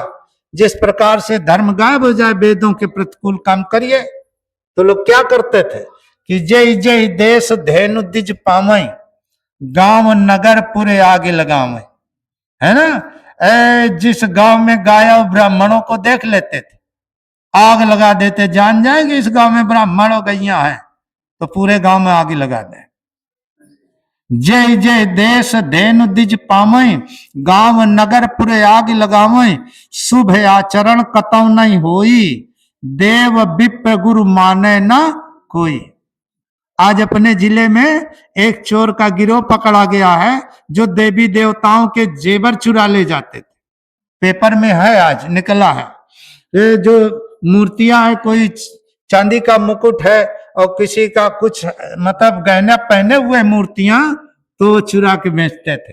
वो पकड़े गए, उधर बहुत चित्रकूट से बहुत वो ले आए। तो माना ही मात पिता नहीं देवा, न माता को मानते, न पिता को मानते, न देवी देवताओं को मानते हैं। और साधुन सन करवामई सेवा, संत महात्माओं से अगर मिल गए कहीं तो उनसे सेवा करवाते हैं, सेवा लेते हैं। क्या कहा, बाबा लाओ कुछ है, अरे पुड़िया मसाला के लिए कुछ दे दो खाने के लिए। त्रेता का इतिहास कलयुग का वर्तमान इस समय बराबर चल रहा है, एकदम कोई कमी नहीं है, बिल्कुल बराबर चल रहा है। उस समय जब ऐसा समय था तो रामायण में आप लोग भी समझते हो, बताया उनसे बड़े विधिवत कि जब जब हुए धर्म की हानि, बाढ़ असुमत अभिमानी, तब तब प्रभु धरि मनुष्य शरीरा, भगवान राम को आना पड़ा। और आकर के उसी त्रेता में धर्म की स्थापना जब हुई, अधर्म का विनाश हुआ, तो उसी त्रेता में सतयुग लग गया, उसी त्रेता में सतयुग लग गया। शशि संपन्न सदा रहे धरणी। यहां तक था कि ये किसान भैया खेत में जाते थे और देखते कि खेत मेरा सूख रहा है, तो खेत में खड़े होकर हाथ जोड़ करके कहते हैं भगवान पानी बरसा दो, मेरा खेत सूख रहा है। तो मांगे बारिद दे ही जल, रामचंद्र के राज। ये सतयुग के लक्षण है, ये सतयुग में होता था। हर युगों में कलयुग है, हर युगों में सतयुग है। जब त्रेता में रावण का राज्य था, घोर कलयुग था, और उसी त्रेता में जब राम का राज आ गया तो दैविक दैहिक भौतिक तापा, और राम राज नहीं काहू व्यापा। किसी के ऊपर नहीं, न दैविक है, न भौतिक है, न दैहिक है, कोई ताप नहीं, कोई बीमारी नहीं, कुछ नहीं। ऐसे घूम रहे, सब सुंदर सब विरुद्ध शरीरा, सब सुंदर है और सब शरीर के स्वस्थ घूम रहे हैं। ये सतयुग के लक्षण। तो प्रेमियों, कलयुग में कलयुग जाएगा और कलयुग में सतयुग आएगा। ये हमारे बाबा जी तो भविष्यवाणी करके गए और आएगा। आगे भी महात्माओं ने लिखा है कि रे मन धीरज क्यों न धरे, संबत 2000 के ऊपर ऐसा योग पड़े, पूरब पश्चिम उत्तर दक्षिण 34 काल फिरे, अकाल मृत्यु जग माही व्यापे, अब प्रजा बहुत मरे, अब काल व्याल से वही बचे जग गुरु का ध्यान धरे, और 7 वर्ष लव सतयुग व्यापे, धर्म की बेल फले, और सूरदासिया हरि की लीला टारे नाय टरे।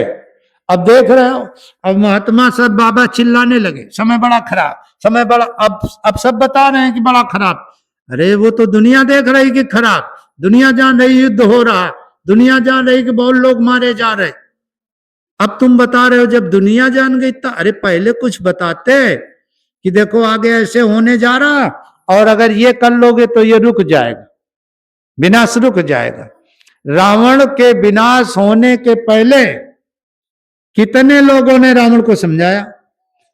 हनुमान जी समझाया, उनकी नहीं मानी। उनके नाना मालवंत समझाया, उनकी पत्नी मंदोदरी समझाया, उनके ससुर जी तो थे वो समझाए, उनके भाई समझाया, विभीषण समझाए, उनके पुत्र भी समझाया, लेकिन नहीं माना।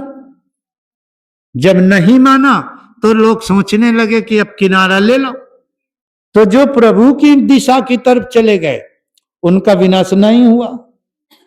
लंका में जो राम की दिशा में थे उनका कोई विनाश नहीं हुआ। हनुमान जी ने लंका में आग लगाई, लेकिन जो राम की दिशा में थे उनके घर में अग्नि प्रवेश ही नहीं किया, जले नहीं मकान, वो मारे नहीं गए, कुछ नहीं। और जिनके कलयुगी विचार थे, जो उस पक्ष में थे, उनके घर जले और वो मारे गए। तो प्रेमियों, सब नहीं मरेंगे। अब कुछ लोग ये कहते हैं कि जय गुरुदेव वाले बचे हैं और सब मर जाए, लेकिन जय गुरुदेव वाले पहले मारे जाइए, देख लेना चाहे। जय गुरुदेव वाले पहले मारे जाए, क्योंकि बड़े छल कपट्टी झूठ प्रपंची इनमें बहुत गुस्से हैं। तो जहां तो छटनी तो होना ही होना है, छटनी होना ही होना है। हम लोग फूले घूम रहे हैं कि जय गुरुदेव बाबा हमारा रक्षा करें। रक्षा उसकी होगी जो आत्म की रक्षा में लगा होता है, उसकी गुरु रक्षा करते हैं। और जो संसार की सुरक्षा व्यवस्था देखता है उसकी अब क्या कहा जाए, कुछ नहीं। तो अब देखो युद्ध हो रहे, चारों तरफ चिल्लाने लगे, ये हो रहा वो हो रहा, इतने लोग मारे गए उतने लोग मारे गए। तो मारे गए, ठीक है। गुरु महाराज तो बहुत पहले कहा था कि चंडी मसाल लेके निकले, वो पहले विश्व का भ्रमण करेंगे, मुल्क मुल्कों को लड़ा देंगे, और फिर जितनी ये कंट्रियां हैं आपस में लड़के मर जाएंगे, जो कुछ बचेंगे वो समंदर में डूब जाएंगे, फिर वो भारत में आएगी, भारत में फिर वो क्या क्या कलह करा देगी। तो ये सब समय तो सही है, लेकिन उस चंडी को घर में प्रवेश न करने दो, कुछ न कुछ व्यवस्था कर दो कि वो तुम्हारे घर में प्रवेश न कर पावे। कब? जब तुम्हारा अंतःकरण निर्मल रहेगा, बुद्धि निर्मल रहेगी, तुम्हारे अंदर सेवा भाव आएगा, तुम्हारे हृदय में जीवों की रक्षा दया भावना उत्पन्न होगी, शील सहज सरलता ये सब जब आ जाएंगे तो आपकी रक्षा हो जाएगी। और आप अगर भक्षक बनोगे, लूट खसोट करोगे, झूठ बोलोगे, धोखा दे के धन हरण करोगे, तो फिर ऐसा मारे जाओगे कि फिर कोई गिनती समझ में नहीं आएगी। इसलिए आप सभी प्रेमियों से प्रार्थना है कि आप सब लोग सुमिरन ध्यान भजन करो। गुरु सच्चे हैं, रास्ता सच्चा है, लेकिन आप लोग करने में कच्चे हो। आप लोग करने में कच्चे हो। गुरु सच्चे हैं, रास्ता सच्चा है, नाम सच्चा है, वो रूप सच्चे हैं, सब सच्चा है, लेकिन हम करने में कच्चा है। और जब करोगे नहीं तो फिर सोचते हो कि रेडीमेड मिल जाएगा, तो फिर रेडीमेड नहीं। तो इसलिए आप निशंक रहो। अगर तुम्हारे अंदर सच्ची भक्ति है, हनुमान जी के अंदर भगवान राम की सच्ची भक्ति थी कि नहीं? अब बताओ, लंका में उनके दरबार पे खड़े थे, लेकिन असंख्य खड़े थे, कोई भय नहीं था। रावण सोच रहा था कि ये इतना असंख्य है बंदर, तो कहा अरे भाई, हमको अंदर सत्ता है, हमें अंदर भक्ति है, श्रद्धा है, कोई डर नहीं। अंगद गए, देखो निशंक थे, वहां बड़े बड़े योद्धा थे। रावण ऐसा क्यों कैलाश पर्वत को उठाने वाला, और अंगद पैर जमा दिया। किसके बल से जमाया? भगवान राम के बल से जमाया। कि अगर राम की दया है तो कोई पैर नहीं हिला सकता। और बड़े बड़े कोटिन योद्धा रहे, उठाए, करोड़ों ने उठाया, लेकिन कोई हिला नहीं पाया। हनुमान जी जब गए और सारा प्रसंग बताया, तो भगवान राम ने कहा, अरे भाई हनुमान, तुमने बड़ा उपकार किया। और बड़ा कहा, कुछ नहीं, मैंने कुछ नहीं किया। तो प्रताप रघुनाथ, ये आपके प्रताप से ऐसा सब हुआ है। आपका बल अगर हमको न मिला होता तो ये हम कुछ न कर पाते। शाखा मृग की बड़ी मनसाई, बस हम केवल पेड़ में उछलना जानते हैं, और शाखा ते शाखा पर जाए, या डाल से वो डाल छिटिक के चले जाइए, लेकिन इतना बड़ा काम करने के लिए हमारे पास क्षमता, ये आपकी दया, आपका प्रताप आपका है, ऐ प्रेमियों।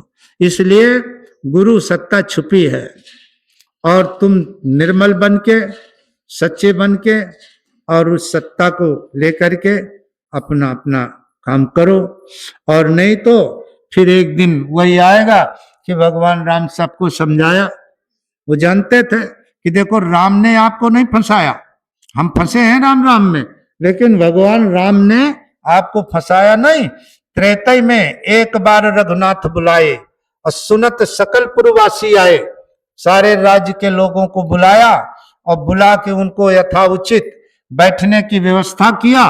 और इसके बाद में एक ऊंचे मंच में बैठकर कहते हैं, सुनो सकल पुरजन मम्बानी, अब कहूं न कुछ ममताउर आनी, नहीं अनीति नहीं कछ प्रभुताई, सुनौ करौ जो तुम्हें सुहाई।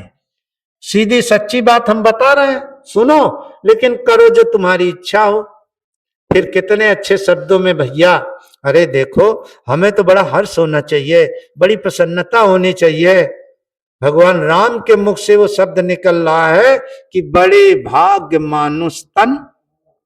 बताओ, जो तीन लोक के स्वामी हैं, जिन्होंने ये सारी सृष्टि की रचना किया है, जिन्होंने तुमको ये शरीर बनाने का तत्व मसाला दिया है, ये पांचों तत्व उन्हीं के तो हैं। जो दिया है वो आपके शरीर का गुणानुवाद करते हैं कि बड़े भाग्य मानुष तन पावा सुर दुर्लभ। अरे भैया बहनों, ये देव दुर्लभ जोनी मिली है आपको। देवता तरस रहे इस शरीर के लिए, कहते हैं हमें देव यानी हटा दो, मनुष्य शरीर दे दो। तो बताओ, देवता क्यों मांग रहे हैं? देवलोक में ठेका वेका तो है नहीं, तो वहां तो मिलती नहीं है। ये हमको लगता है पुड़िया उड़िया। गांजा जरूर बिकता है, कहते शंकर भगवान देवलोक में गांजा पीते हैं ना, क्यों सब भैया? हाँ, तो अब खेती तो है नहीं, ठेका भी नहीं। तो देवता सोचते हैं मृतलोक में सब क्या कि ठेका है, अगर मनुष्य शरीर मिल जाए तो ठेका में जाने का अवसर मिल जाए, इसलिए मांग रहे हैं। नहीं, ऐ प्रेमियों, जो तुम में है वो देवी देवताओं में नहीं है। साधन धाम मोक्ष कर द्वारा। ऐ भैया बहनों, थोड़ा अपने पर गर्व करो कि जो हमारे पास है वो देवी देवताओं के पास नहीं है। अब आज हम अपना बल न समझते हुए देवी देवताओं को माथा टेक रहे हैं, है ना? माथा टेकने हैं, चित्रकूट जाते हैं, वहां परिक्रमा करते हैं, और वहां जाके माथा टेकते हैं, कुछ मांगते हैं, लेकिन प्रेमियों संत घर बैठे देते हैं। कामदगिरि भेर राम प्रसादा, कामदगिरि जो पर्वत है या कामतानाथ जो कहते हैं जिनको, कामदगिरि भेर राम प्रसादा अवलोकत सब हरत विषादा, ये लिख दी गई महिमा कि कामदगिरि की महिमा है कि अवलोकन करने से सारे दुख मुसीबतें खत्म हो जाते हैं, दुख मुसीबत खत्म हो जाते हैं। और दुख कहाँ, मुसीबत किसमें, तन में। तन दुखी है तो सुखी हो जाएगा, गरीब हो तो धनी हो जाओगे, बीमार हो तो बीमारी ठीक हो जाएगी। लेकिन जन्म जन्म से लग गई घातक बीमारी जीवात्मा पर, ये किसके अवलोकन करने से, ये जीवात्मा की बीमारी किसके दर्शन से छूटेगी? कांतानाथ भगवान के चित्रकूट जाने से, हरिद्वार मथुरा जाने से, कहां जाने से छूटेगी? ये गुरु के दर्शन दीदार से छूटेगी। जब गुरु का वो चेतन स्वरूप, वो चेतन रूप, वो नूरी स्वरूप जब दोनों आंखों के मध्य में जहां गुरु का स्थान है, एक बार अगर उनका दर्शन हो गया तो प्रेमियों जन्म जन्मांतर के लगे हुए पाप, जन्म जन्मांतर की गरीबी सब दूर हो जाएगी। आप गरीब हैं, चाहे करोड़पति अरबपति खरबपति हो, फिर भी गरीब है, वो भी तो भगवान से मांगने जाता है। गरीब तो मांगता ही है, लेकिन वो भी गरीब मांगते हैं, सब मांगते हैं। लेकिन जब गुरु का दीदार हो जाता है, गुरु का दर्शन हो जाता है, तो आपके पास अगाध अकूत धन। अभी तो ये पीछे पीछे, आज हम माया के पीछे पीछे दौड़ रहे हैं, माया पकड़ने में नहीं आ रही है। लेकिन संत कहते हैं तुम पहले माया के पति को प्राप्त कर लो,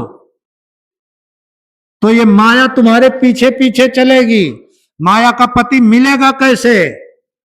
संत सदगुरु की दया से, सदगुरु की दया से मिलेगा। जब गुरु दया कर देंगे तब मिल जाएंगे। तो हम पहले माया को पकड़ते हैं, माया नहीं मिलने वाली है। तो महात्मा कहते हैं, संत समझाते हैं, भगवान राम भी समझाते हैं कि साधन धाम मोक्ष कर द्वारा अपाई न जिन परलोक समारा। समारा परलोक आज तक बना परलोक। यहां तो 2 खंड के बन गए मकान और बढ़िया पत्थर मार्बल भी लग गए, सारी सुविधा एसी भी हो गई, ठंडा पानी पीने का वो कूलर हो गया, क्या कहते हैं उसको, वो सब हो गया, ठंडी हवा भी चलने वाला हवा हो गया, सब कुछ हो गया। लेकिन ये कितने दिन रहेगा? जितने दिन शरीर पर आत्मा रहेगी उतने दिन ये रहेगा। उधर के लिए कोई कूलर उलर की व्यवस्था किया है? 80 कोस तख्ती बालू का रेता है, एक बूंद पानी नहीं मिलने वाला रास्ते में, 86,000 योजन का लंबा टूर, एक बूंद पानी नहीं। जरूरी है कि सर्दी में प्यास नहीं लगती, बरसात में कम लगती, पता नहीं जेठ बैसाख की दोपहरिया पे जाना पड़ जाए, तो कुछ पानी वानी की व्यवस्था तो बना लो। 86,000 योजन की दूरी पे एक बूंद पानी, कोई सरोवर, कोई तालाब, कोई हैंडपैप, कोई पाइपलाइन मिलने वाली नहीं है, एक अन्न का टुकड़ा मिलने वाला नहीं है।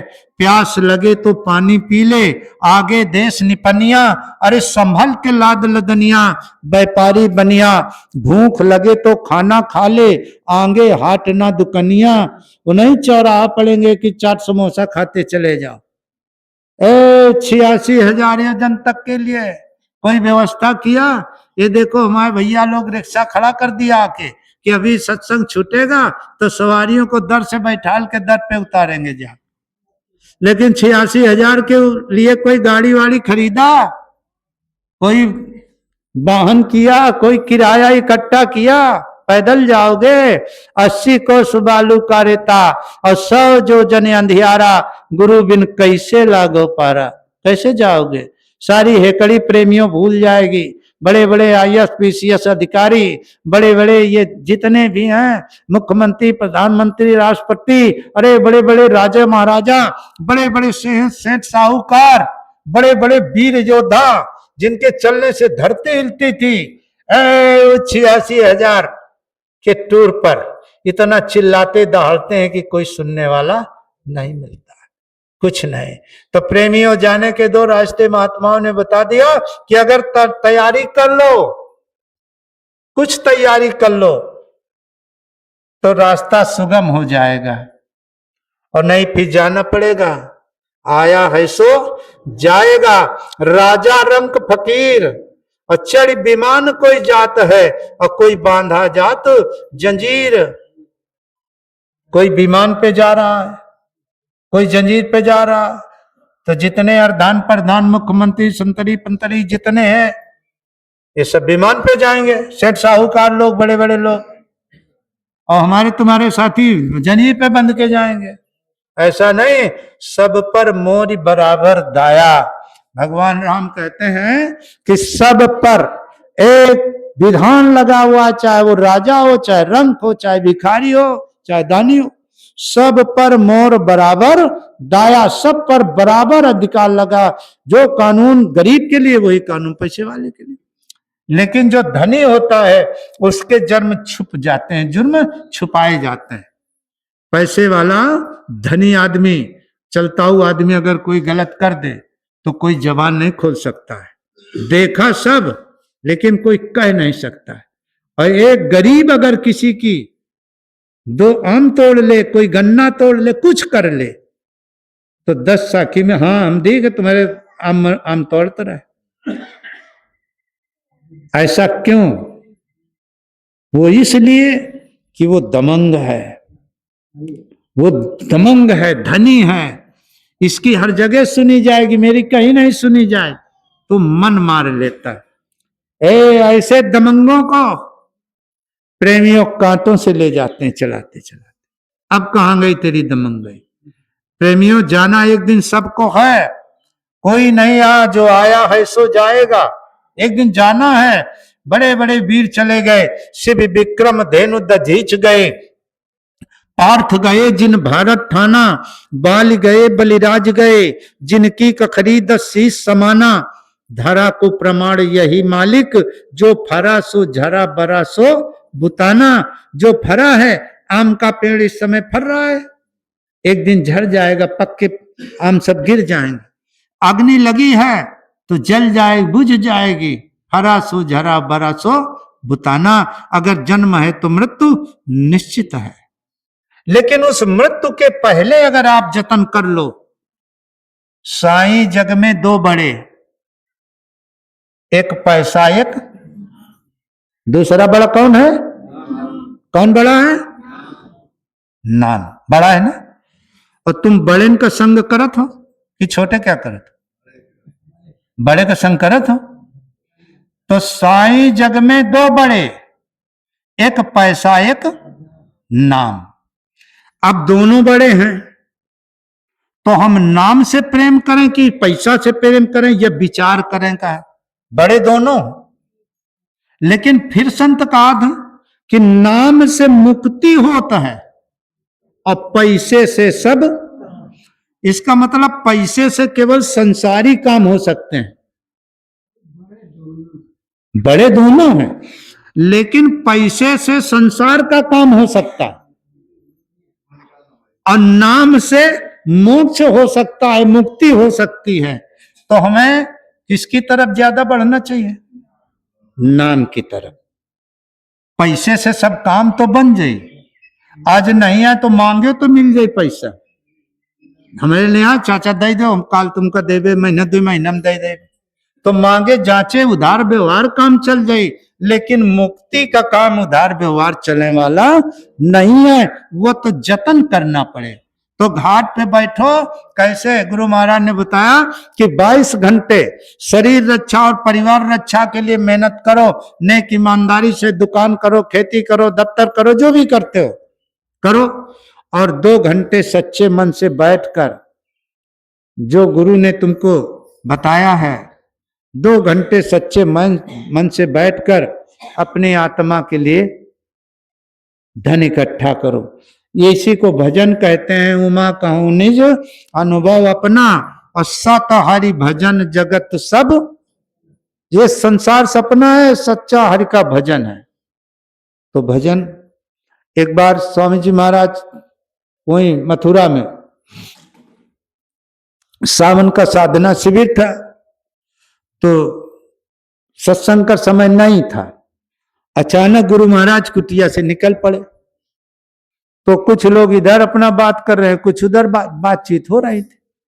तो एक जगह 2-4 लोगों का जमखड़ा लगा था, बातचीत हो रही थी। गुरु महाराज गाड़ी रुकवाए, कहा इधर आओ बच्चा, इधर आओ। तो सब दौड़े, अरे गुरु महाराज आ गए, गुरु महाराज आ गए। तो खड़े हो गए, क्या कर रहे हो? कहा कुछ नहीं, ऐसे सरकार बातचीतें हो रही। क्या बातचीतें हो रही? अरे कहा सरकार ऐसे संसारी बातें, जो भी कुछ। अरे कहा एक एक श्वास तेरी इतनी कीमती है, और ये फालतू के श्वासें संसारी वार्तालाप में बिता। अरे इतनी देर बैठ के भजन नहीं कर सकते? इतनी देर बैठ के ध्यान करो, इतनी देर बैठ के भजन करो। हम लोग ऐसे थे, थोड़ी दूर में सुन रहे थे कि गुरु महाराज कैसा डांट रहे। बैठ जाएंगे और दुनिया की बातें करेंगे और समय गंवाते चले जाएंगे, और बस फिर कहते हैं भजन नहीं बनता, समय नहीं मिलता। अरे तुम जैसे ये सब उसमें समय दे रहे हो, सीधे बैठ जाओ, भजन करो। वो बात आज भी याद है मैं गुरु महाराज की। चलते फिरते का नाम का सुमिरन करते रहो, अपना काम करते रहो, नाम का सुमिरन करते रहो। कहीं थोड़ा शरीर थक जाए, आराम करके बैठ जाओ और सर में कपड़ा डाल लो, और बस थोड़ा 2 मिनट 4 मिनट जितना देर हो ध्यान कर लो। तो ये सब धीरे धीरे रास्ता सुगम होगा। अब ये नहीं कि 24 घंटा में एक बार गोली ऐसा दाग दिया 10-5 मिनट और बस का भजन हो गया। चलते फिरते पड़े उताने, और नाम लें सो बड़े सयाने। ओ बड़े सयाने जो निरंतर नाम का सुमिरन जाप करते रहते हैं, तो प्रेमियों जब वो घड़ी आएगी, तो हमारा अभ्यास बना हुआ है नाम सुमिरन का, तो उस घड़ी पर भी ये सुमिरन चलता रहेगा। तो जहां ये नाम होता है, तो वो लोग बहुत दूर रहते, कभी पास नहीं आते हैं। तो इसलिए भगवान राम ने कहा कि पाई न जिन परलोक सम्हारा। लोक तो बना लिया, लेकिन परलोक के लिए अभी कोई रेखा तक नहीं खींची है। सो परत्र दुख पावई, असिर धुन धुन पछताए, और कालय कर्म ईश्वर मिथ्या दोष लगाए। वो महात्मा कहते हैं कि काल और कर्म को, ईश्वर को मिथ्या दोष दोगे क्यों? नर्तन पाए विषय मन देहि। ये मनुष्य शरीर पा करके आप लोगों ने इसको विषयों में लगा दिया। ये विषयों के लिए आपको नहीं मिली थी। ये तन कर फल विषय न भाई, स्वर्ग स्वल्प अंत दुखदाई। अंत में दुख ही दुख है। ये शरीर किस लिए मिला? ये मनुष्य देह क्यों मिली? देह धरे का ये फल भाई, और भजो राम सब काम विहाई। सारी कामनाओं को छोड़ करके एक कामना हो प्रभु प्राप्ति की।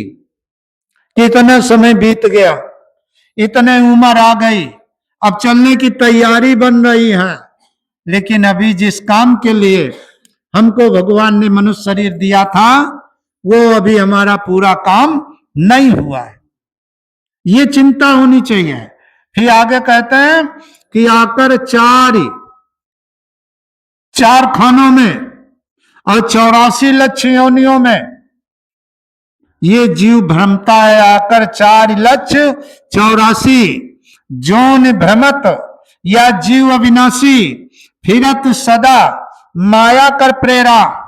काल कर्म और स्वभाव गुण घेरा।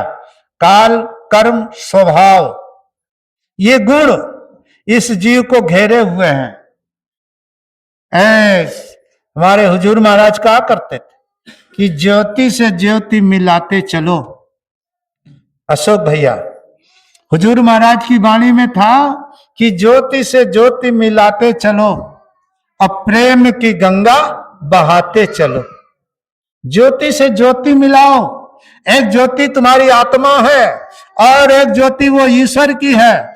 ईश्वर और आत्मा की ज्योति की दूरी है, और वो दूरी शब्द से निकट पहुंचता। अगर शब्द से जुड़ जाए, उस नाम से जुड़ जाए, उस नाम की डोरी को पकड़ लें, तो वो ज्योति व्यापक ब्रह्म निरंजन ओ अभिकट विदत विनोद असोवज प्रेम भगत बस कौशल्या की गोद, वो ज्योति स्वरूप, ये ज्योति उस ज्योति से मिल जाए तो प्रेम की गंगा बहना शुरू हो जाए। प्रेम की गंगा बहाते चलो। तो प्रेमियों, इस हिसाब से कहते हैं कि नर तन भाव बारिद कहूं बेरो और सन्मुख मरुति अनुग्रह मेरो। जैसे आपको छोटी नदी पार करने के लिए काठ के नाव की जरूरत पड़ती है, उस नाव पर आप बैठ जाते हो। उस नाव को चलाने वाला मल्लामा जी जब होशियार होता है, होशियार उसमें भी जरूरत है। अभी एक वृंदावन पे नाव का ठेला डूब गया, 17-18 लोग मारे गए। उसका मतलब कि वो ड्राइवर लापरवाही से काम किया। अगर ड्राइवर सकुशल नहीं है, सूरत गुणी नहीं है, तो प्रेमियों कर्णधार कहते हैं नाविक को, पार करने वाले को। तो छोटी नदी पार करने के लिए आपको काठ के नाव की जरूरत पड़ती है। जब कोई नाविक आपको नाव पे बैठाल के नदी के इस पार से उस पार कर देता है, ठीक इसी प्रकार से ये भवसागर, ये 84 लाख धारा की नदी पार करने के लिए आपको नाव मिली कि ना मिली? मिली है। नर तन भव बारिद कौं बेड़ो, ये मनुष्य रूपी बेड़ा, ये नाव है जिसमें आत्मा सवार है। मन चित्त बुद्धि ये चारों अंतःकरण बैठे हुए हैं, इसी नाव पर बैठे हुए हैं। नर तन भाव बारिद कौं बेड़ो। लेकिन जरूरत किसकी है? हवा कैसी चलेगी? अगर विपरीत हवा है तो नाव भंवर में डोलने लगेगी। अगर आपके अंदर विषय की हवा चल रही है, विषय क्या है? देखना, सुनना, गाना, बोलना, बताना, हंसना, ये सब विषय है। अगर विषयों की तरफ विषय की आंधी चल रही है तो ये जीवन रूपी नौका डगमग हो रही है, डूब जाएगी। और अगर विषय नहीं है, भगवान कहते हैं नर तन भव बारिद कहूं बेरो और सन्मुख मरुति अनुग्रह मेरो। मरुत माने हवा, राम नाम की हवा लगाओ इस बेड़ा पर, राम नाम की हवा लगाओ इस बेड़ा पर, तो ये बेड़ा सुचार से पार हो जाएगा। जो न तरे भवसागर नर समाज यश पाए असोकृत निंदक मंद मति आत्मा हन गति। अगर आप अपनी आत्मा का कल्याण नहीं किया, आत्मा को अधोगति जाने से नहीं रोक पाए, तो आप आत्महत्यारे कहे जाओगे कि तुमने स्वयं अपनी आत्मा का हत्या की है, आत्महत्यारे कहे जाओगे। तो हम आत्महत्यारे, जैसे कोई जीव की हिंसा करता है उसको लोग हत्यारा कहते हैं कि नहीं, कि हत्यारा है। इसी प्रकार से अगर आप अपनी आत्मा का कल्याण नहीं किया तो भगवान राम कहते हैं आप आत्महत्यारे कहे जाओगे। स्वयं तुमने अपनी आत्मा का हनन किया है। इसलिए प्रेमियों, रामायण में भी बताया, गीता भी बता रही, राम भी बता रहे, कृष्ण भी बता रहे, गोस्वामी जी, दादू दरिया, नानक, पलटो, संत रविदास गोसाई जी महाराज, सावन सिंह जी महाराज और राजा स्वामी अपने गुरु महाराज, सब यही तो बता रहे। करो, कर लो, और नहीं भंवर फिर भुला जाएगी अगर नाव भंवर में भुलाने। अब खेवन वालों है मतवार नाव में भरा जाता है पानी, है ना। अगर भंवर में नाव पड़ गई तो फिर नाव में भरा जाता है पानी, पानी भर जाएगा तो नाव डूब जाएगी। इसलिए सत्संग में आपको बुलाया, बताया जाता है। यहाँ सत्संग नहीं होता, यहाँ तो गुरु महाराज के सुने हुए शब्दों का संग्रह है, जो हम लोगों ने सुना है गुरु महाराज के श्रीमुख से, वही हम आपको बता रहे कि गुरु महाराज ऐसा ऐसा बताते हैं, ऐसा कहते हैं कि ऐसे करो तो निकल जाओगे, ऐसे करो तो निकल जाओगे। तो आप लोगों को सुन करके करना है, सुन करके समझना है। सुन समझे जन मुदित मन और मज्जयति अनुराग, अल्लाह चारि फल अछतन साधु समाज प्रयाग। वो प्रयाग में जल में स्नान करना है और इस प्रयाग में शब्द की छींटें मारी जाती हैं, है ना। उन शब्द की छींटों से आप जगो और जग करके यहां से भगो। रहना नहीं देश वीराना है, ये परदेश है। और परदेश में ऊंचे ऊंचे महल बना लिए और ये सब गाड़ी बंगले तैयार कर लिए, और जब वो मालिक कहेगा खाली करो मेरा मकान, तो सब दुकान मकान बंगले गाड़ी सब छूट जाएंगी। अंत में लखपति के न धेला जुड़ा, हंस जब जब उड़ा तो अकेला उड़ा। क्या लेके जाओगे, कुछ जाने वाला नहीं।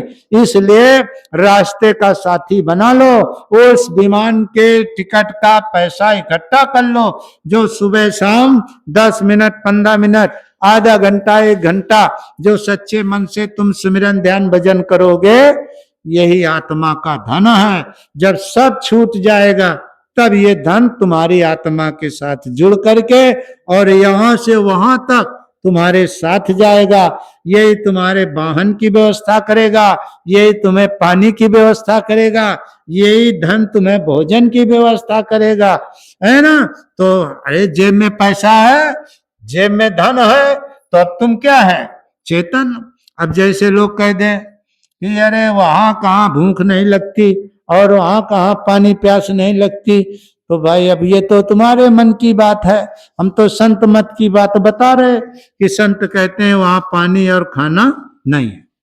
तो इसलिए बहुत सोच समझ करके आप सभी प्रेमियों से मेरी प्रार्थना है कि सुमिरन ध्यान भजन, देखो अब इतने चैत का महीना चल रहा, हम लोग किसान भाई हैं, खेत में काम करते हैं, शरीर थक जाता है तो भजन करने का समय नहीं लगता, नींद आने लगती, शरीर थका होता है।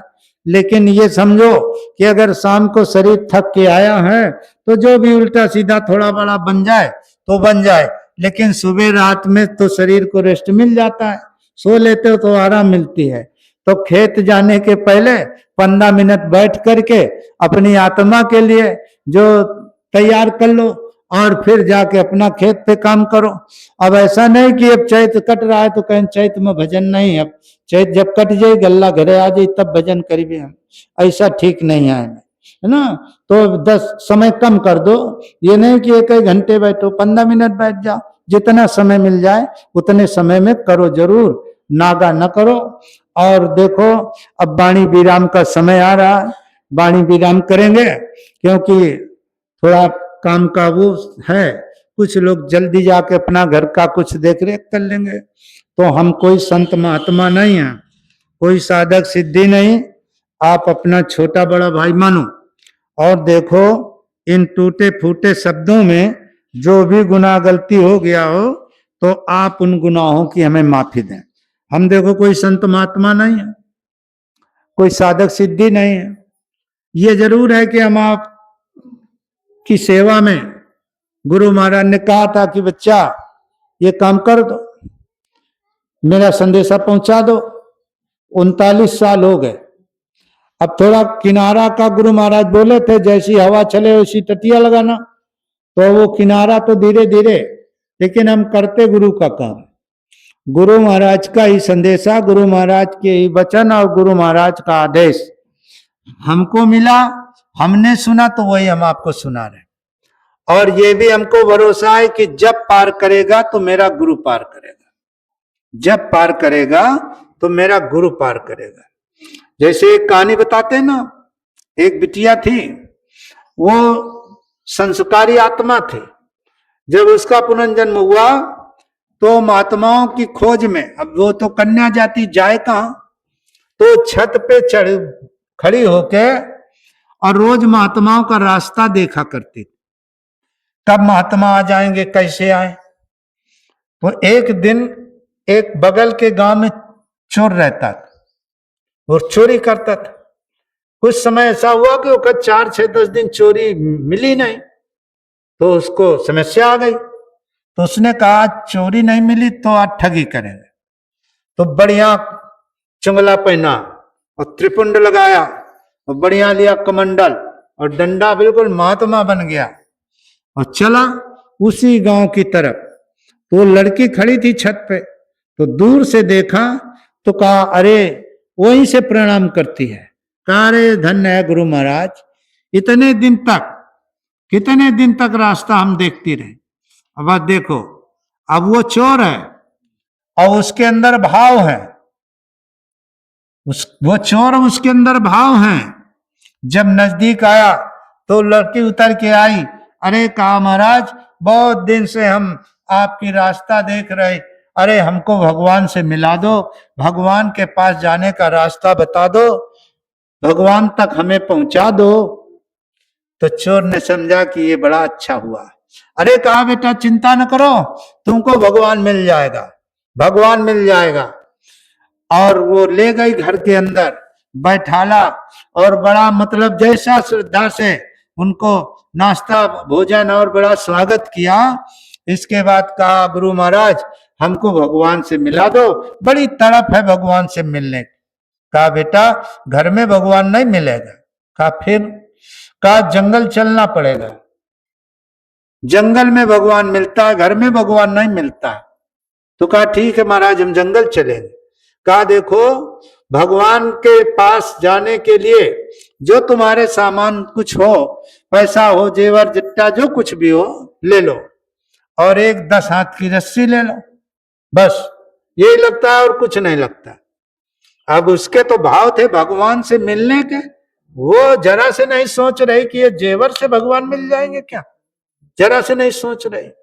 वो जो कुछ पैसा था जेवर जट्टा पन्ना लिया और एक रस्सी लिया और चल दिया महात्मा के। महात्मा दूर आगे जा रहा, लड़की पीछे पीछे जा रही। जब जंगल पे पहुंची तो महात्मा रुक गया। कहा रुको बेटा इसी पेड़ से भगवान मिलेगा। अब वो पेड़ पे उस लड़की को सटा के खड़ा कर दिया और उस रस्सी से उसको बांध दिया। अब उसको कोई ख्याल नहीं, ये भी नहीं कहती क्यों महाराज बांध रहे हो उनको, वो तो सोचती है भगवान के मिलने की शायद युक्ति करते हो, वो अपनी युक्ति को सोच रही है। अब बांध दिया, पीछे गांठ लगा दिया और उसका झोला लिया जेवर जट्टा वाला और कहा अरे बेटी तू इसी पे बंध गई, अब इंतजार करना, इसी पेड़ से तुझे भगवान मिलेगा। और बस वो लेके चला गया। लड़की सुबह से बंधी, शाम हो गई, रात भर बंधी रही, दूसरा दिन लग गया, भूख, वहां कोई भोजन नहीं, कोई पानी नहीं।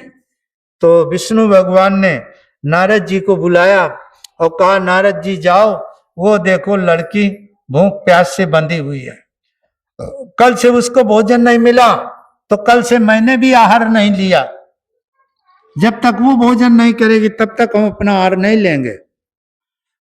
कहा ये महाराज क्या मतलब है, कैसे बंधी है? तो कहा एक चोर ने उसको बांध दिया है, ठग ने, और वो उसके श्रद्धा है हमसे मिलने की और वो उसका धन लेके हरण करके चला गया।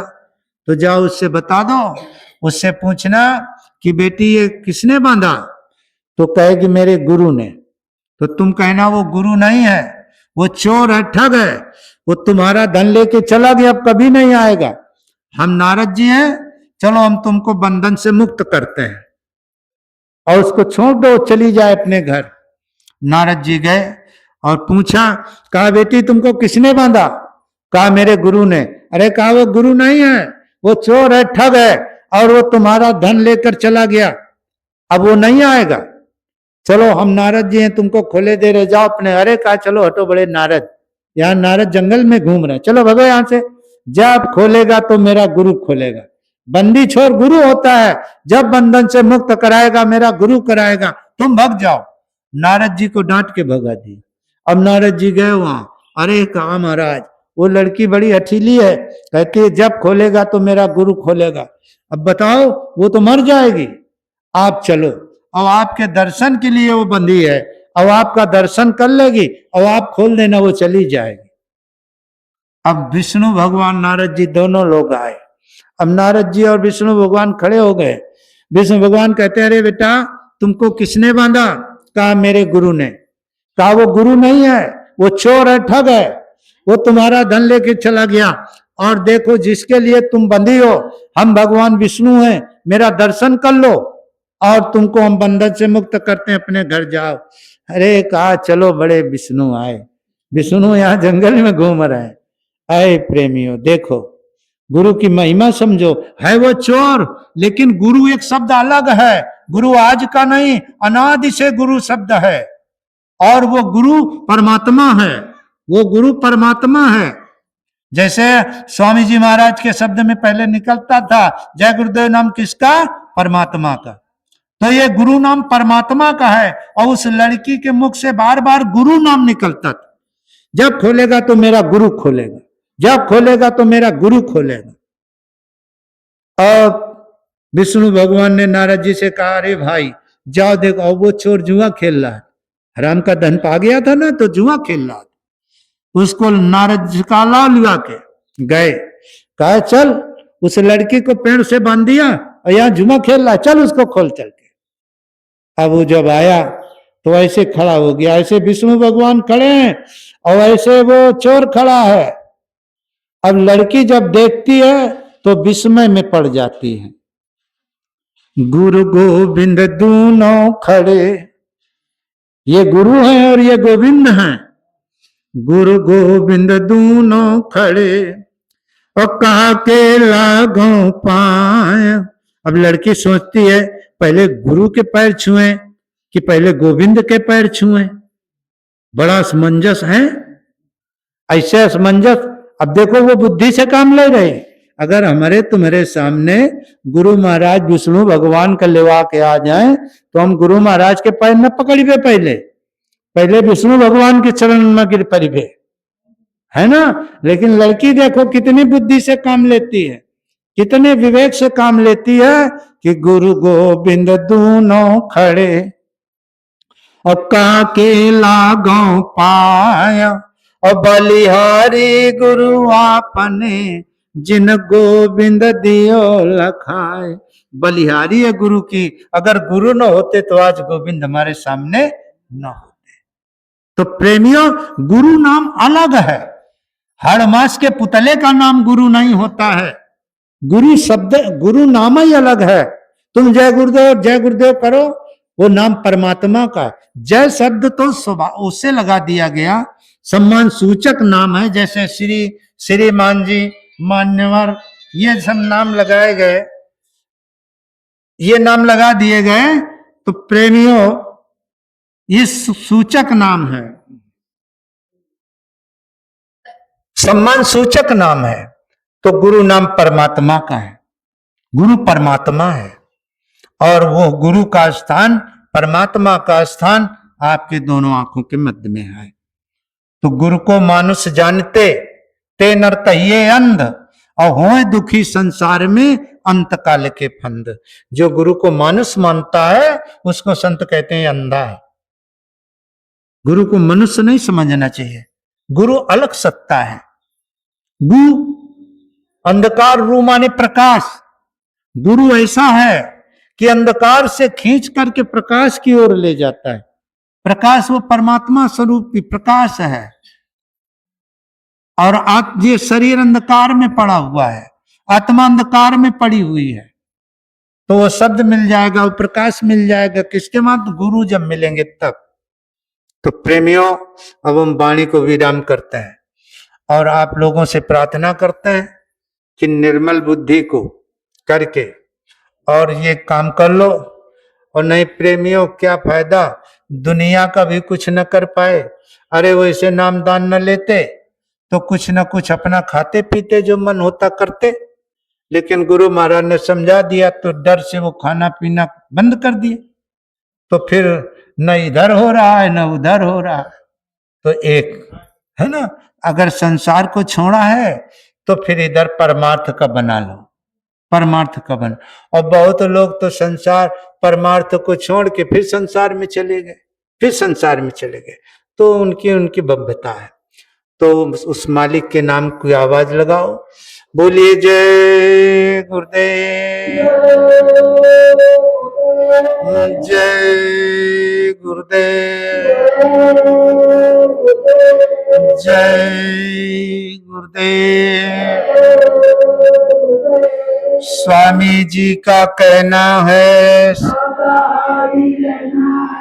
बाबा जी का कहना है, तन मन करता कौन खराब,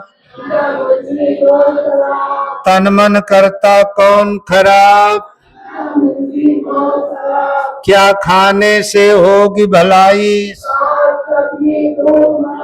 सब मर्जों की एक दवाई, दिया फकीरों ने संदेश,